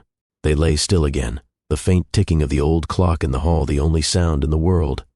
3 bodies, 3 heartbeats, one promise without a single word spoken. The next morning, the house woke in soft waves. Birdsong filtered through the windows. The scent of bread, warm and fresh from the bakery down the road, wafted through the villa's hallway. Newell stood in the kitchen, barefoot, hair still damp from the shower. He was slicing fruit, slowly, carefully, as if the act itself mattered more than the outcome. He worked in silence, the rhythm of the knife on the board soothing. From behind him came small footsteps. He turned. Sena stood in the doorway, her blanket wrapped around her shoulders like a cape, her curls wild from sleep. They looked at each other. She didn't speak. Neither did he. Then, "Good morning," she said. Newell smiled. "Good morning." Sena padded into the room and climbed onto the stool by the counter. "What are you making?" she asked. "Breakfast. Want to help?" She nodded, eyes still half-lidded from sleep. He handed her a banana and pointed to a bowl. "Can you mash this for me?" She took it without question, her small hands steady. They worked side by side. No awkwardness, no forced conversation, just quiet, present. He peeled an orange. She squished the banana into a soft, sweet paste. After a few minutes, she said, "Do you know how to braid?" Newell looked up, surprised. "Hair?" She nodded. "Not really, but I can try." She turned around on the stool and lifted the blanket from her shoulders, revealing the long, thick curls down her back. "Okay," she said. "Try." His hands hesitated over her hair. "You sure?" he asked. She looked over her shoulder. "If it's bad, I'll fix it." He laughed gently. "Fair enough." He took a comb from the counter and started slowly, sectioning her hair with focus. It was uneven, a little lopsided, but she sat perfectly still, eyes closed. Josephine appeared in the doorway minutes later, blinking at the scene. She didn't interrupt, just leaned against the frame, watching. When Newell finished, he tied the loose braid with a ribbon Sena handed him. "There," he said. She reached back and touched it, then grinned. "Not bad." He smiled. "I'll take that as a compliment." She looked at him, really looked this time. And then she said it. "Thanks, Dad." The word hit him in the center of his chest. Not loud, not dramatic, just honest. His voice caught. "You're welcome." Josephine stepped into the room. "You two make quite the team." Sena hopped off the stool. "Mom, he braided my hair." Josephine's eyebrows lifted. "Impressive." "Next time," Sena added, "he can paint my nails." Newell held up his hands. "That might be above my pay grade." Josephine poured herself a cup of coffee and leaned on the counter. "We'll train you." They sat together at the table, Sena between them, plates of toast and fruit in front of them. Newell poured juice. Josephine spread honey. Sena talked about her dreams. Normal, easy, real. After breakfast, Sena returned to her sketchpad while Josephine and Newell sat outside, mugs in hand, watching the sunlight crawl up the garden wall. "She called me Dad," Newell said softly. "I heard. I didn't ask her to." "I know." He turned to her. It felt like forgiveness. Josephine reached over, laced her fingers through his. "That's because it was." They sat that way for a long time. 3 lives, once scattered, slowly knitting back together. Not because they had to, but because they chose to. The villa's living room had turned into an artist's corner. Sheets of paper covered the coffee table. Markers spilled from jars. Sena sat cross-legged on the floor, tongue poking from the side of her mouth as she colored with deep focus. Josephine sat nearby, sorting laundry, humming softly. Newell walked in, wiping his hands on a towel. "She's been at it for hours," Josephine whispered, nodding toward their daughter. "She always draw this much?" Josephine chuckled. "Only when something's on her mind." Newell crouched beside the girl. "What you working on?" Sena didn't look up. "A story." "Oh? Can I see?" She nodded, flipping through pages. "It's about a girl who lived in a white house with blue windows. But she didn't talk to anyone. She just watched." Newell settled onto the rug beside her. "Watched what?" "People. Birds. The moon." She thought maybe if she watched enough she'd understand why she was there. Josephine stopped folding. Newell tilted his head. "Why wasn't she talking?" "Because nobody listened before," Sena said simply. The words hit the air like a soft blow. "Did someone finally listen?" Newell asked. Sena nodded. "A man came. He didn't say much, but he gave her a flower." "What kind?" "A white tulip." Newell looked at Josephine. She met his eyes. That wasn't just imagination, it was memory. From the corner of the room, Sena handed him one of her pictures. It was a sketch of a man. His back was turned. He stood beneath a stormy sky, holding a flower behind him. Next to him stood a girl, her face tilted upward, expression unreadable. Newell's throat dried. "That's beautiful," he said. Sena looked up at him. "I used to draw him before I met you." He blinked. "Really?" She nodded. "Every time I had a bad day, I drew him standing in the rain. I didn't know who he was, but he always brought the tulip." Josephine's voice was low. She started drawing him after her first hospital stay. Newell's hand tightened on the page. "And now?" he asked. "Do you still draw him?" She pointed to another page. This time the same man sat on a bench, hair damp from rain, but he had a little girl leaning against his shoulder. He was smiling. "So he stayed," Newell whispered. Sena shrugged. "I guess he did." Josephine crossed the room, knelt behind Sena, and hugged her close. "You always knew he'd come," she whispered into her daughter's curls. "I hoped," Sena said, "but I didn't think it would be this nice." Newell set the drawing aside gently. "Can I keep this one?" he asked.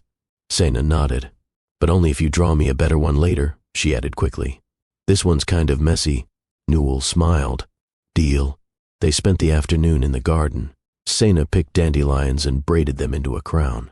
Josephine read aloud under the olive tree. Newell sat with a sketchpad, attempting his own version of a tulip. At some point, Sena looked up. "Will you come to my next hospital appointment?" Newell paused. "Yes," he said, without hesitation. Everyone, if you'll have me. She gave a small smile. Okay. Then she leaned into him, rested her head on his chest, and said the thing he never thought he'd hear so soon. I'm not scared anymore. That night, after Sena had gone to bed, Newell stood on the patio, her drawing in his hand. Josephine joined him, 2 mugs of tea in hand. She's changing, he said. She's healing. He looked at the stars. Are we? Josephine didn't answer immediately. Then she whispered, We're remembering how to. He looked at her. Do you think she always knew? That you were her father? Josephine asked. He nodded. She smiled sadly. Children feel what adults try to hide. He ran a thumb over the paper. I was a stranger in her drawings once. And now? She drew me smiling. Josephine looked up at him. That's not just her forgiveness, that's her trust. And just before they went inside, she added, Don't waste it. The rain had softened into a whisper against the windows, casting glimmers of light across the stone floor. In the center of the living room, Sena lay sprawled on a velvet rug, her hair damp from the bath, curls sticking to her forehead. Her coloring book sat beside her, untouched for once. Newell sat nearby on the floor, legs stretched out, one arm propped behind him. Josephine curled on the sofa, knees drawn up, nursing a cup of herbal tea, her eyes never far from them. I don't want to go to sleep yet, Sena declared. Josephine raised a brow. Why not? Sena rolled onto her back, arms spread out. Because this feels like a dream. Newell leaned forward. What kind of dream? The kind I don't want to wake up from. Josephine set her tea down, her throat tightening. What makes it feel like that? Sena sat up, crossed her legs and pointed. You're here, he's here, and nobody's fighting, nobody's leaving, nobody's scared. Newell didn't speak. He just reached out and gently tugged her toward him. She nestled between his legs, back against his chest. Josephine slid off the couch and joined them on the floor. In that moment, there were no hospital rooms, no past decisions, no diagnoses hanging like shadows. Only a child resting in the middle of 2 people rediscovering what it meant to love as one. Sena tilted her head back and whispered, Can I ask something? Anything, Newell said. Do you think I'm made of both of you? Josephine smiled. Of course.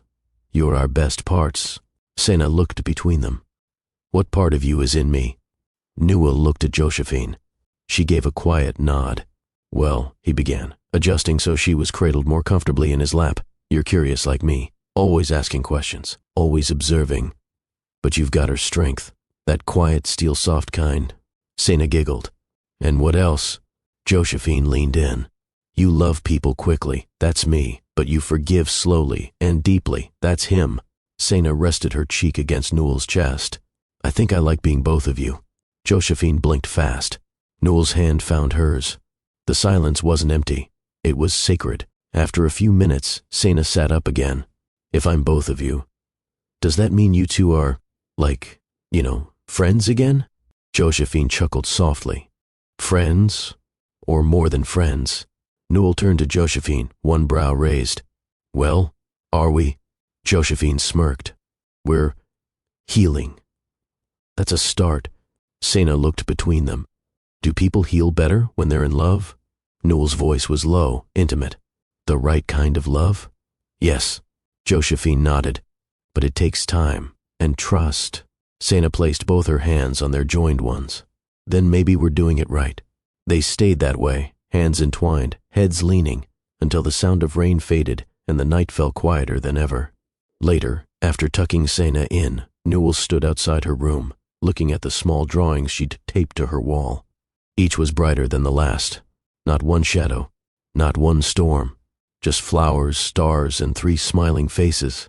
He turned. Josephine stood behind him, arms folded, watching. She believes in us, he said. Josephine nodded. She's always believed in love. She just needed to feel safe in it. And you? Newell asked. She stepped closer. I'm not the same woman you once walked away from, Newell. He met her eyes. And I'm not the man who left. Their faces hovered inches apart. Then Josephine smiled, just barely. You're starting to look like the man I used to paint in my prayers. Newell reached up, brushing a strand of hair from her face. And you're becoming the reason I want to stay awake at night. just to remember how your voice sounded in the dark. Josephine exhaled shakily. We've hurt each other. He nodded. And we've healed more than we thought we could. She reached past him, opened Sena's door just a crack. They both looked in. Sena had fallen asleep holding a tulip drawing. Maybe she really is the best part of us, Josephine whispered. No, Newell murmured. She's the start of our second chance. The morning air in Tuscany held a perfume of ripe grapes and sun-warmed stone. For the first time since his arrival, Newell wasn't checking flight schedules. He wasn't taking urgent calls. He wasn't halfway out the door with an apology in his eyes. He was present, fully. Josephine adjusted her daughter's sweater as Sena bounced at the edge of the villa's long patio steps. Are you sure you want to come? Newell bent to tie the laces of Sena's tiny shoes, nodding. I'm not missing another Tuesday. Even if it's a therapy day? Josephine raised a brow. Especially because it is. Sena beamed, wrapping her arms around his neck as he lifted her. Daddy's my bodyguard now. More like your emotional support staff, Newell teased. They drove to the pediatric center in quiet joy. Sena's playlist hummed through the speakers, half lullabies, half dramatic Disney scores. Her little fingers danced in the air with each note. At the clinic, Newell didn't wait in the car. He didn't pace in the hallway like he had the first few times. He sat in the small observation room, separated by a pane of glass, watching, learning, loving her in real time. Dr. Antonia guided Sena through focus exercises, art therapy, voice projection work, breath patterning. Josephine sat beside Newell, notebook in hand, occasionally scribbling. She didn't look at him until the third activity. She's drawing vines, she whispered, pointing to the page Sena was painting. Long, winding green tendrils stretched across the paper, curling around a heart, and two small stick figures, one wearing a tie, one with a flower in her hair. She's binding us together, Newell murmured, making sure we don't fall apart again. Josephine swallowed. She's more intuitive than we are. After the session, Sena ran toward them, proud of her painting. Newell knelt to meet her eyes. Is this us? He asked. She nodded. And that's the future. He held the paper as if it were treasure. Back at the villa, Newell didn't disappear into his phone or emails. He helped prepare lunch, badly. Are you burning the garlic? Josephine teased. Apparently. I've mastered billion-dollar takeovers, but not sautéing onions. Sena laughed from the counter stool, swinging her legs. You should make a cookbook. Call it Daddy's Disasters. Josephine chuckled. It would sell out. Later that evening, Newell found himself in the garden with pruning shears, trimming the old vines with gentle precision. I need to earn my keep, he called out, when he noticed Josephine watching from the balcony. You're already keeping my daughter's heart steady. He turned, surprised by the softness in her voice. And yours? He asked quietly. She hesitated before answering. It's learning how to beat without fear again. Days became rhythm. Morning smoothies Sena hated but drank because Newell made them. School pickups and bedtime stories with improvised endings. Appointment days where Newell held Josephine's hand in the waiting room and whispered affirmations she hadn't realized she needed to hear. He didn't ask to stay. He just never left. And Josephine didn't send him away. One night, after Sena was asleep, they sat under the grape arbor, wine glasses untouched between them. You're doing something dangerous, Josephine whispered. Like pruning too much? He smirked. Like making this feel safe. Newell leaned in, resting his arm along the back of her chair. I used to think love was a private thing. Something I could hide in gestures and avoid in words. And now? Now I know love doesn't mean anything unless it's loud, seen, shared. Josephine turned her face toward him. So speak it. I love you, Newell said simply. Not with hesitation, not as a promise, but as a truth. She didn't answer right away, but her fingers found his, and that silence, in the moonlight under the vines, said everything. The night in Tuscany had a kind of hush that made the stars seem louder. The moon slipped past slow-moving clouds, casting silver light over the garden, where olive branches whispered ancient secrets with every soft breeze. Josephine stood beneath the oldest tree, barefoot, shawl over her shoulders, wine untouched on the garden table behind her. She heard him before she saw him. Soft footfalls, familiar now, reverent. Newell approached quietly, jacket draped over his forearm. His eyes didn't search, he knew where to find her. You always disappear to the same place, he murmured. She didn't answer at first. Her eyes were fixed on the olive tree above. "It's the only thing here older than my grief," she said softly. He came closer, but didn't touch her yet. "You're not grieving alone anymore," he said. Josephine turned to face him. Her face was luminous in the moonlight, bare, vulnerable, and open in a way she hadn't been in years. She reached for his hand first, and he didn't hesitate. Their lips met like breath, no urgency, just presence. It wasn't a kiss to claim. It was a kiss to stay. He pressed his forehead to hers. "Tell me what you need. To be seen." "All of me," she whispered. "Even the parts I tried to bury." His hands cupped her cheeks. "I see you, Josephine." They moved together slowly, like old songs remembered. There was no bed, no room, no candles.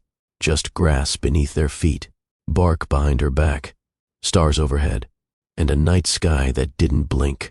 He slid the shawl from her shoulders, pausing at every exposed inch of her skin as though memorizing not just the shape, but the pain beneath it. His mouth brushed her collarbone, her shoulder, her trembling neck. She gasped, not from heat, but release.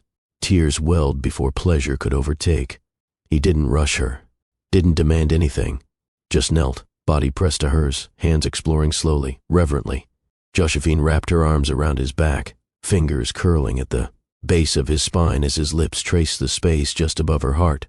He kissed her there longer than necessary, like anchoring a blessing. Their bodies found rhythm not from urgency but from understanding. Slow, intentional, deep. With every movement he told her, "I'm here. I know what you've lost. I'm not afraid of your wounds." She arched toward him, whispering his name, not as a call, but a prayer. He held her closer, kissing the tears from her cheeks even as her breath stuttered.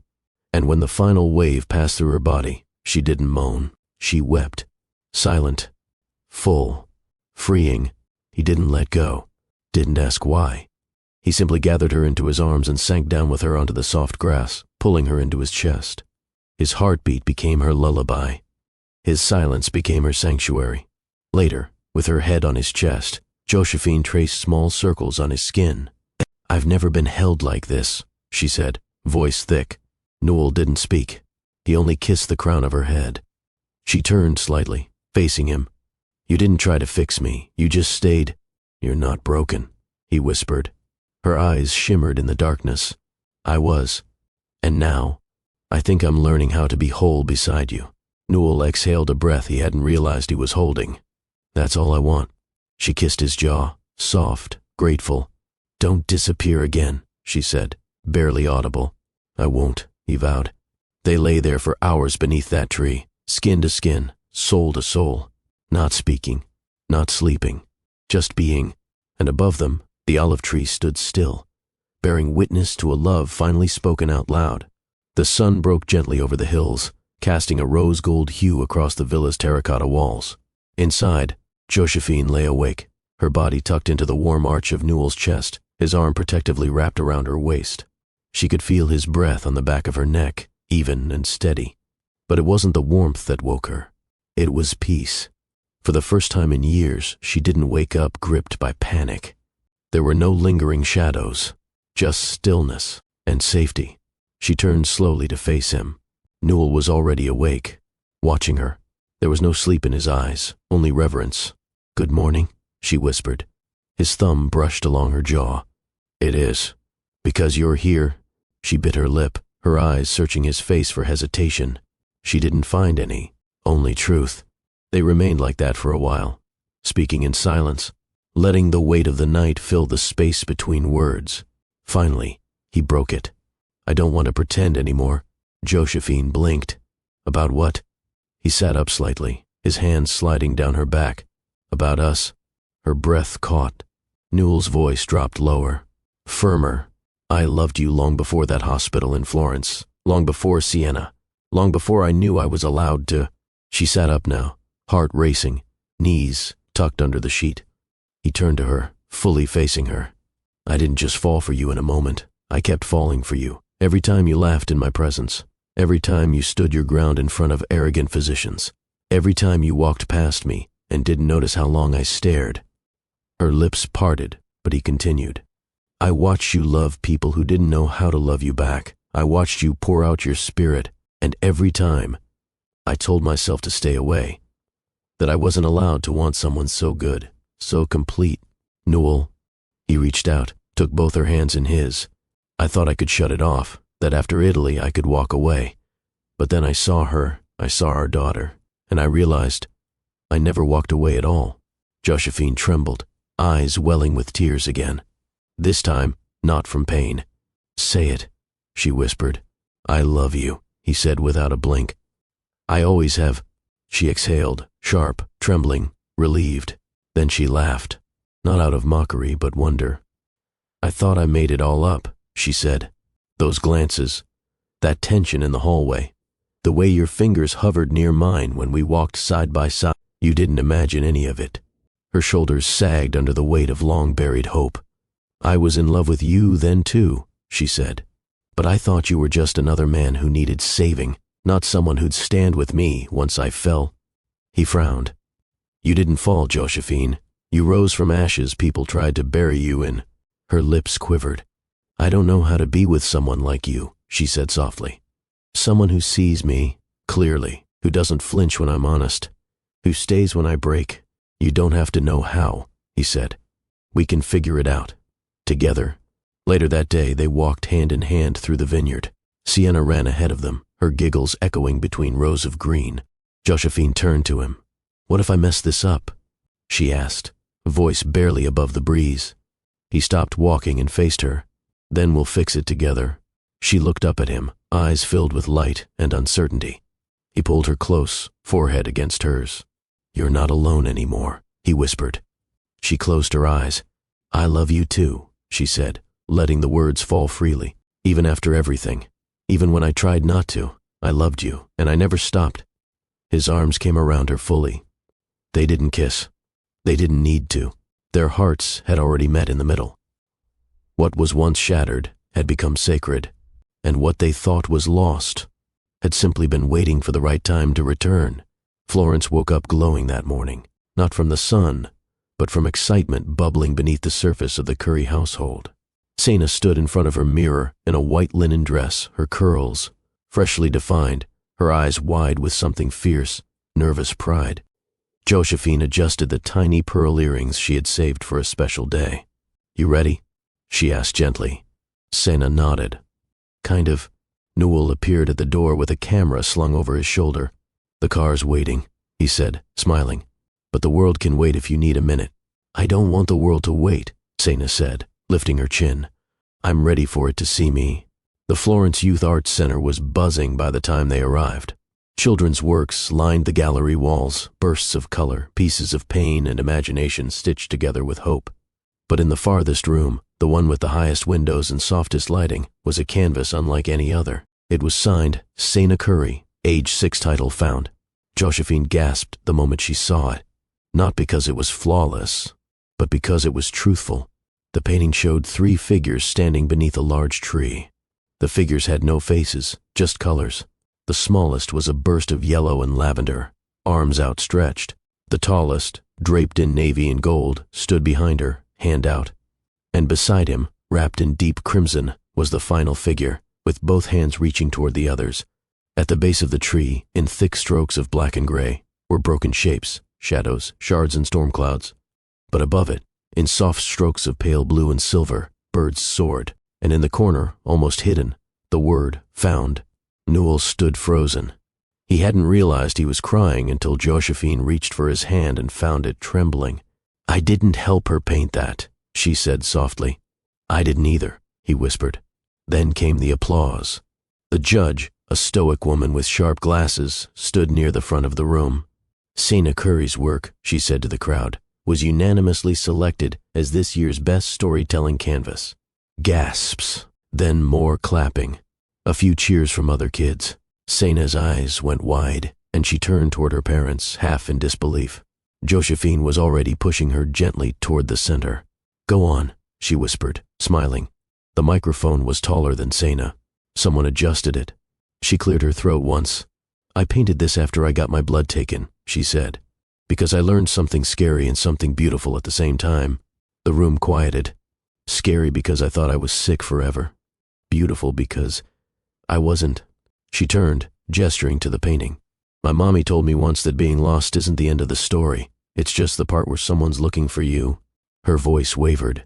And this painting is when I got found, not just by doctors, but by people who loved me even when I didn't feel lovable. Josephine clutched Newell's hand harder. Sena smiled. And now that I'm found, I want to help other people feel found too. Later, under soft gallery lights, she stood between them, one hand in Josephine's, one in Newell's, as people came to ask about the painting. Some took pictures. Others cried. A reporter from a local newspaper asked Sena, "What inspired your colors?" Sena tilted her head. "Pain has colors," she said simply. "But so does healing." "And what's next for you?" Sena thought. Maybe more art, maybe science, or maybe hugging people who are sad. The reporter chuckled. "Well, whatever it is, I think you'll change the world." That night, back at the villa, the painting found was hung in their living room. Dead center, unmissable. Josephine lit a candle beneath it. "It deserves a sacred place," she said. Newell stood behind her, arms around her waist. "It already has one," he whispered. "In all of us." Sena crawled between them on the couch, pulling their hands together across her tiny frame. Josephine leaned over and kissed her daughter's temple. "You made your pain into something beautiful," she said. Sena beamed. "I learned from you." The gallery lights dimmed slightly as the afternoon sun lowered beyond the arched windows. But the glow around found only deepened. Guests lingered around Sena's canvas, not rushing, not talking loudly. It wasn't the kind of painting people clapped for and moved past. It was the kind they stared at and whispered about. A couple stood close to Newell. "She's only 6. The woman asked Josephine, stunned. Josephine nodded once, emotion barely contained behind her smile. The man next to her added, "I've seen grown artists try to capture half this much feeling and fail. It's not just technique," the woman murmured. "It's spirit." Newell hadn't moved for nearly 10 minutes. He stood just to the side, arms crossed, eyes locked on the center of the canvas. Those 3 faceless, colored figures beneath a towering olive tree. There was something about that tree. It wasn't just decoration, it meant something. He stepped closer, eyes narrowing slightly. Its roots were tangled in dark charcoal lines, twisting and broken, but above ground, its branches stretched outward, cradling the trio beneath. And then he saw them. Tucked among the olive branches were tiny red hearts, so small they could be missed. He counted them. 3. He turned to Josephine sharply, pointing to the painting. "Did you see?" His voice cracked mid-sentence. Josephine hurried to his side. "What is it?" Newell lifted a shaky hand toward the olive tree. "Look, the hearts." She squinted. When she saw them, her eyes widened. Sena, who had wandered back toward them, grinned quietly. "That's where I put our hearts. In the tree." "Why there?" Newell asked, kneeling to her height. "Because it protects us now," she said softly. "We used to be under something scary, but now, the tree keeps us safe." Newell's jaw clenched. Tears pushed up behind his eyes so fast he couldn't blink them back. His chest hitched. A sob broke free, then another. The crowd quieted. People turned gently, seeing the tall man in a suit, breaking in the most beautiful way. Josephine reached for him, but Newell stepped back once. "I'm okay," he managed. He looked back at the painting. "I've built medical labs across countries. I've stood in front of dying children and didn't blink. But this," he pointed at Sena's canvas, voice thick, "this undid me." He looked at his daughter. "You took all our broken pieces and made them whole again." There was no applause, only silence. Then a woman near the front, a therapist known for her work with trauma survivors, spoke softly. "This is what healing looks like," she said. "Not perfection, but transformation." Later, as the gallery began to clear, Josephine, Newell, and Sena sat on the bench opposite the canvas. It had been moved to its own wall now, at the curator's request. "This piece isn't just art," the woman had said. "It's a legacy." Newell leaned forward, elbows on knees. "I never imagined I'd cry like that," he said. Josephine smiled gently. "You needed to." He looked sideways at her. "You think I've been holding it in?" "I think." She paused. "You've been afraid that if you ever let the grief fall, it wouldn't stop." He exhaled, slow and shaky. "I used to believe strength was silence. Now I know. It's being seen. Across from them, the painting stood quietly. The faceless figures no longer looked anonymous. They looked known. The crimson one, Josephine's silhouette, stood fierce and reaching. The gold and navy one, Newell, strong but softened. And the smallest, the burst of lavender and yellow, Sena, stood radiant between them. The broken pieces at the base of the tree had meaning now, not flaws. History. The olive branches above them whispered of peace, of resilience, and nestled within them, their hearts. Newell placed his arm behind Josephine, curling her close. Sena leaned her head on her mother's lap, shoes kicked off, gallery badge hanging loose around her neck. "I didn't know this would make you cry," she whispered. Newell smiled, eyes still damp. "You didn't make me cry, baby. You made me feel—" She closed her eyes. Good. That evening, Florence turned into velvet. The city, usually bustling even at night, quieted for them. At least it felt that way. Newell had asked the gallery owner if they could borrow the rooftop terrace just for a while. No press, no guests, just them.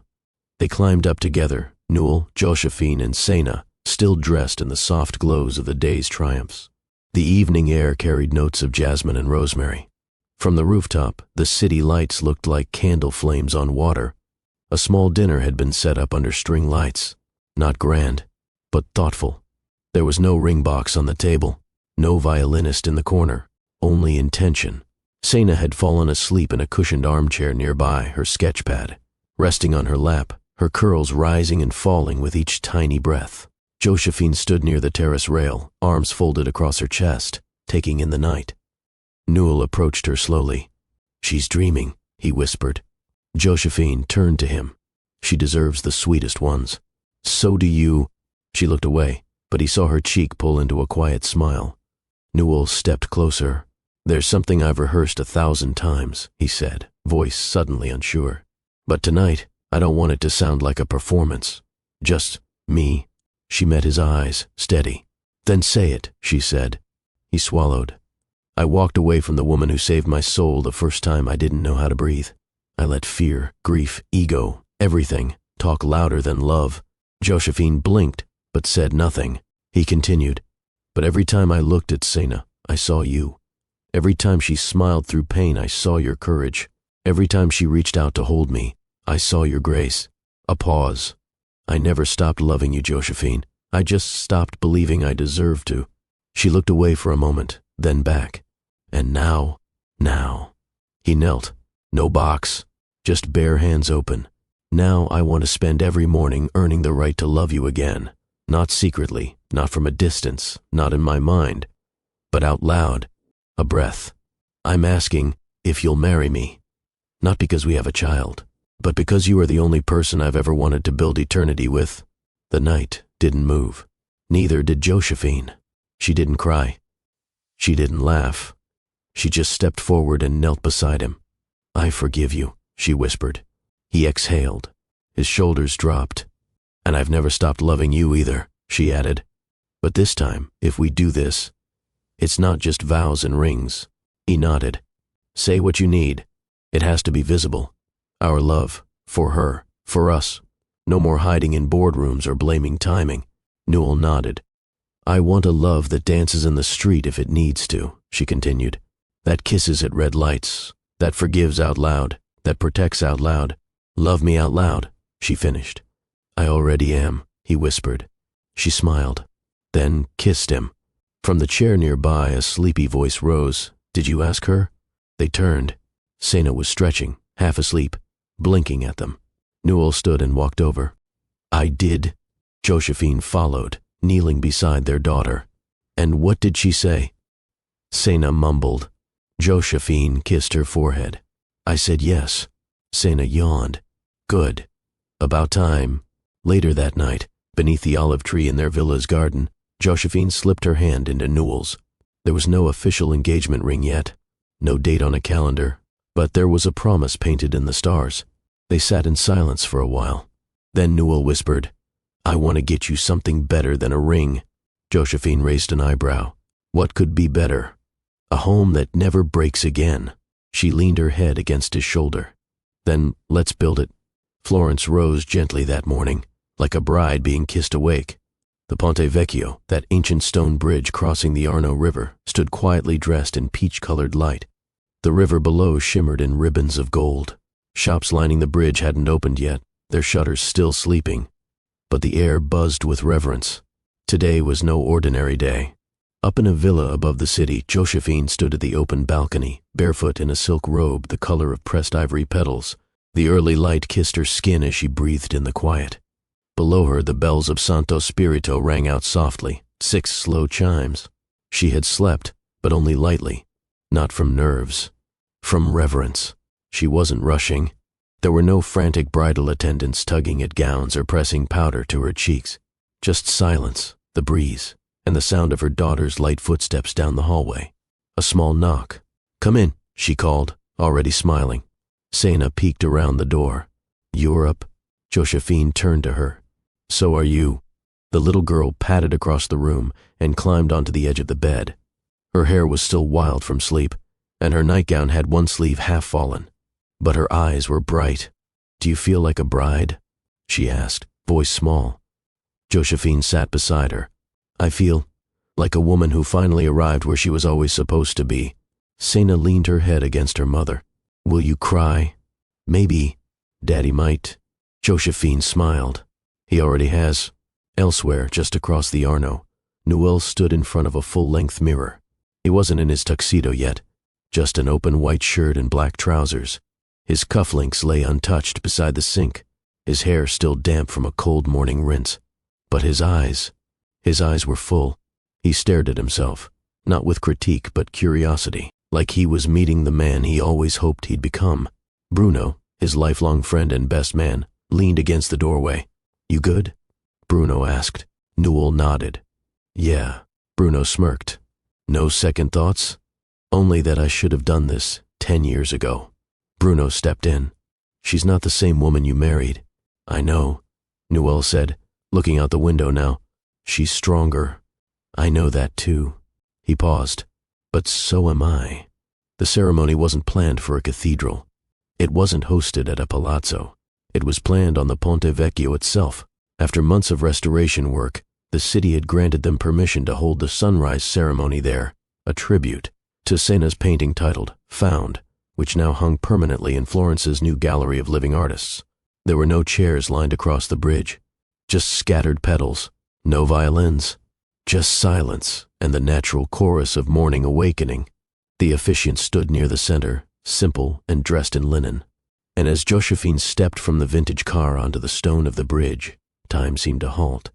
Her dress wasn't extravagant, no veil, no train, just a sleek, off-shoulder gown that whispered against the stone as she walked.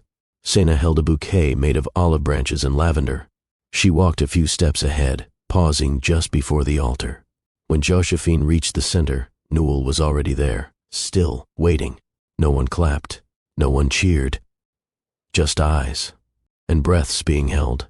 Newell reached out, taking her hand. "You found me," he whispered. Josephine smiled. "You came looking." Their daughter stepped forward, placing a hand in each of theirs. "Don't mess this up," she warned. Laughter rippled softly across the few gathered guests. Newell grinned. "Yes, ma'am." Josephine leaned down and kissed Sena's head. "Thank you for walking us back to each other." Sena nodded solemnly. "Now kiss already." The officiant smiled. "Not yet," he said. "Let's make this official first." But as they stood beneath the dawning light, surrounded by the history of Florence, it already felt like the world had acknowledged their vows long before words were spoken. They were no longer unfinished stories. They were a masterpiece named Found. The wind shifted slightly across the Ponte Vecchio, stirring petals and olive leaves like whispered blessings. The stone beneath them, centuries old, carried the weight of history. But today, it also carried the heartbeat of something brand new. Josephine's hand was in Newell's, but between them, Sena gripped tightly, grounding both of them. The officiant smiled, stepping aside to give them space. They weren't being given away. They were walking forward, together. Sena looked up at them.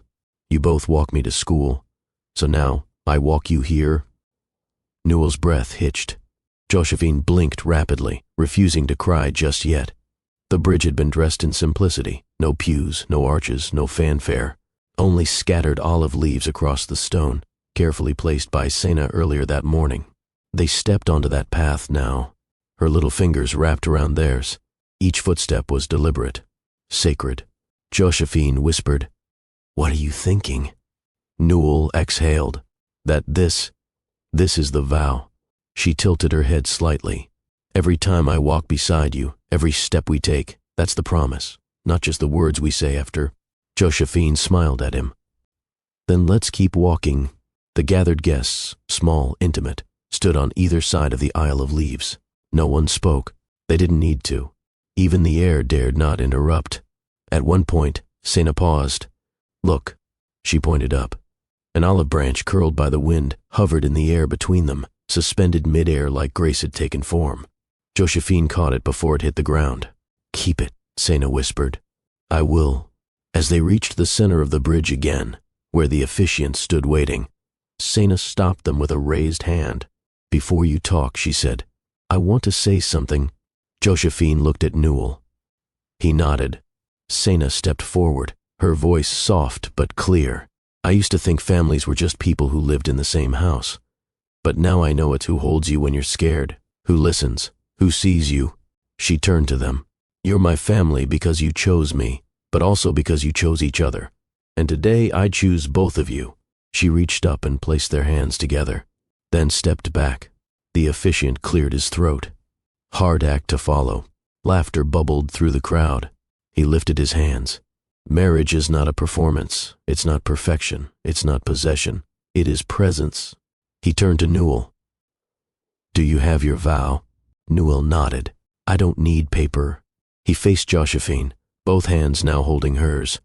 "I loved you before I knew what love required. I failed you before I knew how to stay. But every step I take now, every one that led me back to you, was worth crawling if it meant standing here today." She swallowed, eyes shimmering. "I vow to be near, even when I don't know what to say, to pause, not pull away, to fight with you, not against you, and to always, always remember that you are not just my wife, but the home I never deserved until now." The silence stretched like soft fabric between them. Then the officiant turned. "Josephine?" She nodded slowly. "I've waited years to hear that," she said, barely above a whisper. "Then I used to measure love by pain, by what I endured, what I held together. But I know now that real love doesn't require breaking." She reached up, brushing her fingers against his jaw. "You are not the man I married years ago. You're better. Because you walked through fire and came back not with pride, but with open hands." Her voice cracked. "I vow to choose you, not because I need you, but because I want you, every day, with no rescue needed." Sena sniffled loudly. Josephine turned, eyebrows raised. "I'm allowed," the girl said. Laughter filled the bridge. Then, stillness. The officiant glanced at them both. "You have spoken your truth. You have walked together. You have chosen each other again." Then, by the power of this moment, in the eyes of those who believe in second chances, he smiled. "You may seal it." Their kiss wasn't dramatic. It wasn't desperate. It was quiet, gentle, deep. A kiss that didn't need to prove anything. A kiss that knew. And as their lips met, Sena stepped forward and placed both hands on their backs, hugging them together. "I told you," she whispered. Masterpiece. The wind picked up as if Florence itself had exhaled. On the Ponte Vecchio, the city continued to buzz at a distance, bells ringing, voices echoing from cafes, but here, inside the hush between two hearts, time slowed. Newell was still holding her hand. Josephine hadn't looked away once since the kiss. But now, both of them stood still, eyes locked, as if remembering everything it took to reach this bridge. The officiant had stepped back. No more words were required from him. This was theirs now. Newell took her hand and pressed it against his chest. "Feel that?" he said, voice steady. She nodded. "It's not nerves," he added. "It's gratitude." Josephine leaned forward slightly, her forehead resting against his. "And mine is grief." Finally letting go, they turned slightly, facing their intimate group of witnesses, family, friends, colleagues, from medical conferences, and even the nurse who first introduced Newell to Sena's case. But instead of addressing the crowd, they faced each other again. No microphone, no podium, only raw, human truth. Newell cleared his throat. "Josephine," he began, "I used to think love was something I needed to prove." He paused.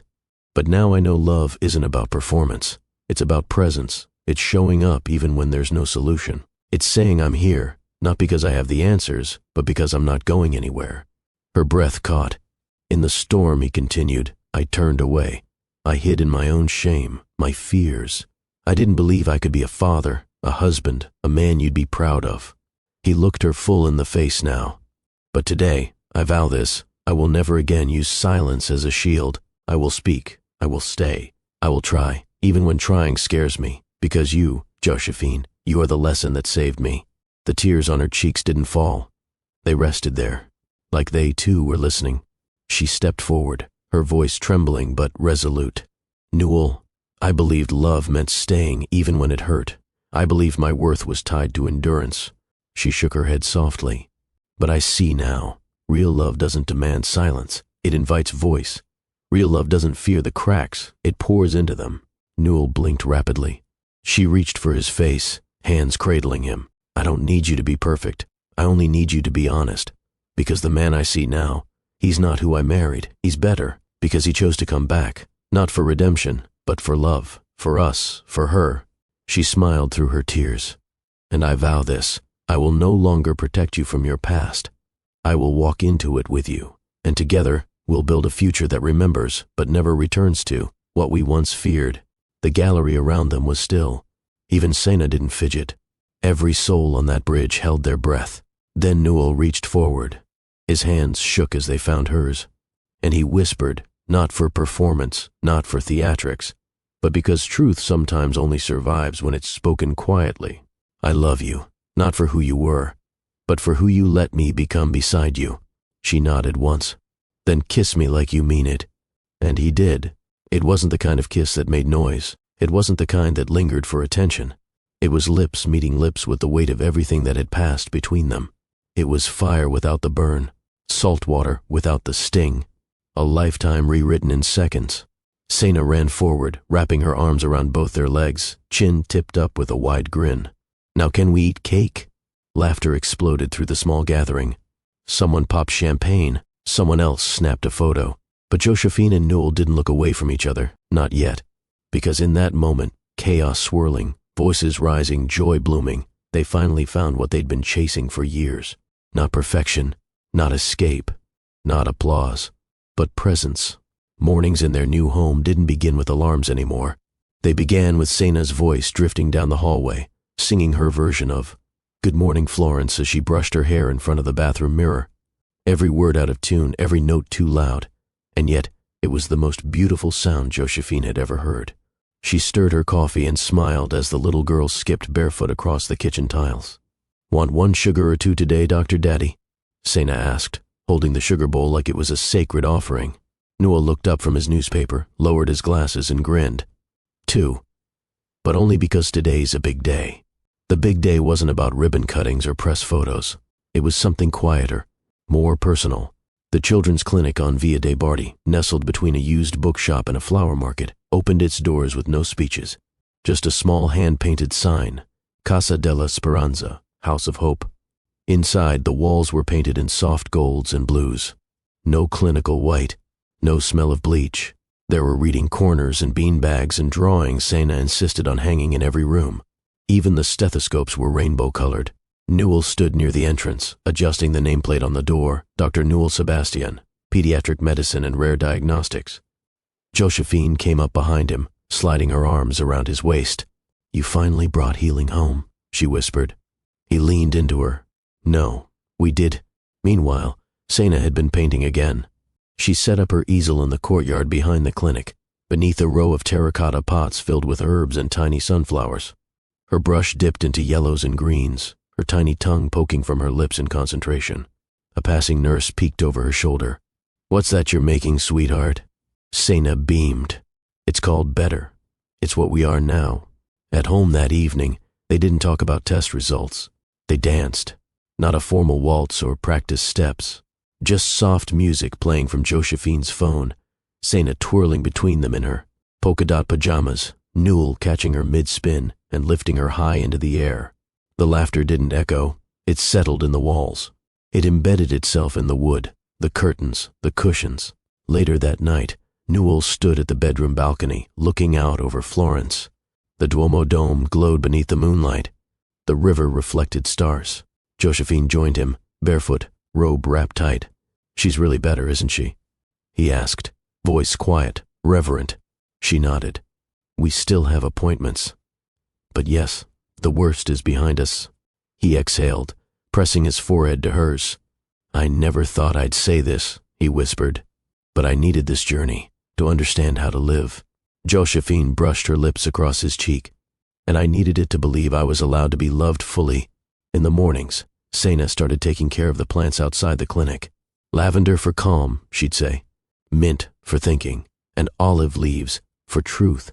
One afternoon, Josephine watched her from inside the consultation room. The girl's face caught sunlight like it had learned how to forgive the world and shine anyway. And in a notebook on his desk, Newell began sketching new plans.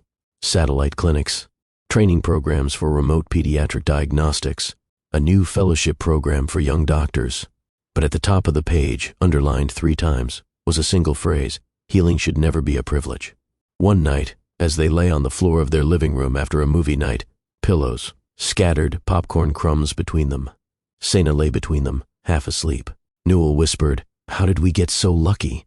Josephine responded with her fingers laced in his. "Because we kept showing up. Not every day was perfect. There were still tantrums. There were still worries. Sena still had her weak days. But in the house they built, not of stone or glass, but of healing, laughter, and second chances, perfection was never the goal. It was presence, and presence was everything. The smell of acrylic paint had long replaced the scent of medicine in their home. Josephine had surrendered the corner room to Sena without a fight. Once used for linen and forgotten boxes, the space now glowed with skylight easels and vivid mess. Today, there was silence. Sena, now 10, sat cross-legged in front of a massive blank canvas, bigger than any she had dared to face before. Her curls were pinned back with her favorite clip, the one shaped like a crescent moon, and her fingertips were already stained with blue. Josephine peeked in. "Want company?" Sena didn't look up. "Maybe later, Mama. This one needs to come from my heart." That evening, she didn't come down for dinner. Newell walked upstairs with a plate of warm pasta, only to find her asleep on the floor, brushes scattered, the canvas half finished. He didn't wake her. Instead, he pulled a blanket over her, sat beside the drying paint, and stared. At first glance, it looked simple, 3 figures standing beneath the sky. But it wasn't simple. There were no faces, just 3 hearts drawn in different hues. One golden, one soft pink, one a bold, shimmering red. And above them, an enormous shared sky swirling with constellations, olive branches, musical, notes, and what appeared to be tiny sketches of medical symbols and art supplies. She hadn't painted them. She had painted what held them together. The next morning, Josephine found her in front of the canvas again, brushing tiny details into the corners. "She's still working?" Josephine whispered to Newell, handing him coffee. "She said it's not finished until it feels like a prayer," he replied. By midday, Sena called them in. They stepped into the room like entering a chapel. She stood proudly, arms behind her back, beaming like the sun had moved into her chest. "This," she declared, "is my final painting. It's called 3 Hearts, 1 Sky." They didn't speak at first. Josephine stepped closer, her fingers hovering near the canvas but not touching. The pink heart had tiny strokes within it, scars really, softly lined over with gold leaf, like they were meant to shine through, not disappear. The red heart was fierce and wild, surrounded by vines and flames but still standing tall. And the golden heart? That one pulsed with music notes and doctor's tools, held by an olive branch in a circle. Josephine felt tears rise, but she kept them still. Sena's voice was clear. "This is us. Not how we look, but how we love." Newell knelt beside her. "Why the sky, sweetheart?" Sena bit her lip, thoughtful. "Because love doesn't stay in just one place. It lives everywhere around us. And the sky is big enough to hold everything we've been through." Then she paused. "And because the sky is where I prayed, every night, when I thought maybe you'd leave." Newell's throat closed. He reached for her, pulling her into a deep hug. "I'm not going anywhere," he whispered. "Not now. Not ever. That weekend, the final painting was hung in the children's clinic, right in the waiting area, not on a small wall, center stage, where every parent, every child, every doctor could see it. No plaque, no artist name, just 3 words written gently beneath it in Sena's own handwriting: "Love heals everything." Later that night, under a quilt of quiet stars, the family sat on the rooftop terrace. Sena held a flashlight like a microphone. "Tonight's show," she declared, "is about brave mamas, kind daddies, and daughters who learn to speak to the stars." They laughed. Newell looked over at Josephine. "I used to think medicine was the greatest gift I could give." She leaned into him, resting her head on his shoulder. "And now, I realize the greatest gift was learning how to be loved by you and her." Sena fell asleep on a lounge chair, blanket over her knees, flashlight still in hand. And in that silence, wrapped in cool air, warm hearts, and the final brushstroke of a child who survived, the world felt perfectly painted. Not flawless, not easy, but entirely theirs. The camera pans slowly across the quiet olive groves of Tuscany. Birdsong, gentle wind, sunlight resting softly on the earth. Inside a sunlit room of their hillside villa, Josephine sits by an open window, notebook in her lap, her fingers slowly brushing across the worn edges of a page. She's not writing, not anymore. She's remembering. Her voice begins, soft and steady. A voice not just of survival, but of truth. Josephine, voiceover. "There was a time I thought my story ended the day I walked out of that hospital, carrying a child and a broken heart. But stories don't end with heartbreak. They begin with it. Sena was born from love, but also from grief, and somehow she became the healing we never saw coming." Cut to Sena, laughing as she paints Newell's cheek with a streak of color while he chases her through their vineyard garden. Then, back to Josephine's voice. "There were nights I held her hand through IV lines, and I prayed, not just for her healing, but for mine. I wanted answers, apologies, miracles. But healing doesn't always come the way we expect. Sometimes it comes in the form of olive leaves, whispered vows, and the arms of the man who once left, but never really stopped loving." She smiles faintly, flipping to a blank page. On her finger, a gold band, newly added. On the shelf beside her, a framed copy of Sena's final painting, 3 hearts, 1 sky. People say time heals everything, but that's only half the truth. Time gives you the chance to heal, but love is what finishes the job. Flash to Newell bouncing a newborn baby boy in his arms. Josephine resting on the couch, radiant and whole. Sena standing proudly beside the crib, holding a sketch pad labeled Big Sister Chronicles, Volume 1. We didn't plan this. Not the pain, not the journey, not even the reunion. But we chose it. Every single day, we wake up and choose each other, not because it's easy, but because it's real. Josephine closes the notebook. She walks outside barefoot, across the stone path toward her family. The camera lifts slowly into the sky, over olive trees, laughter, soft echoes of joy, until it catches the horizon stretching wide and blue. Her voice is the last thing we hear. To anyone watching this, feeling alone, aching, or forgotten, please remember, healing is real. Love is still possible. And family isn't just what you're born into. It's what you fight to keep. If this story moved you, type "healed" in the comments. Let someone who's hurting today know that healing is possible, even against all odds. Thank you for being part of this journey. Comment where you're watching from. Don't forget to like, share, and subscribe if this story touched your heart. And always remember, love heals.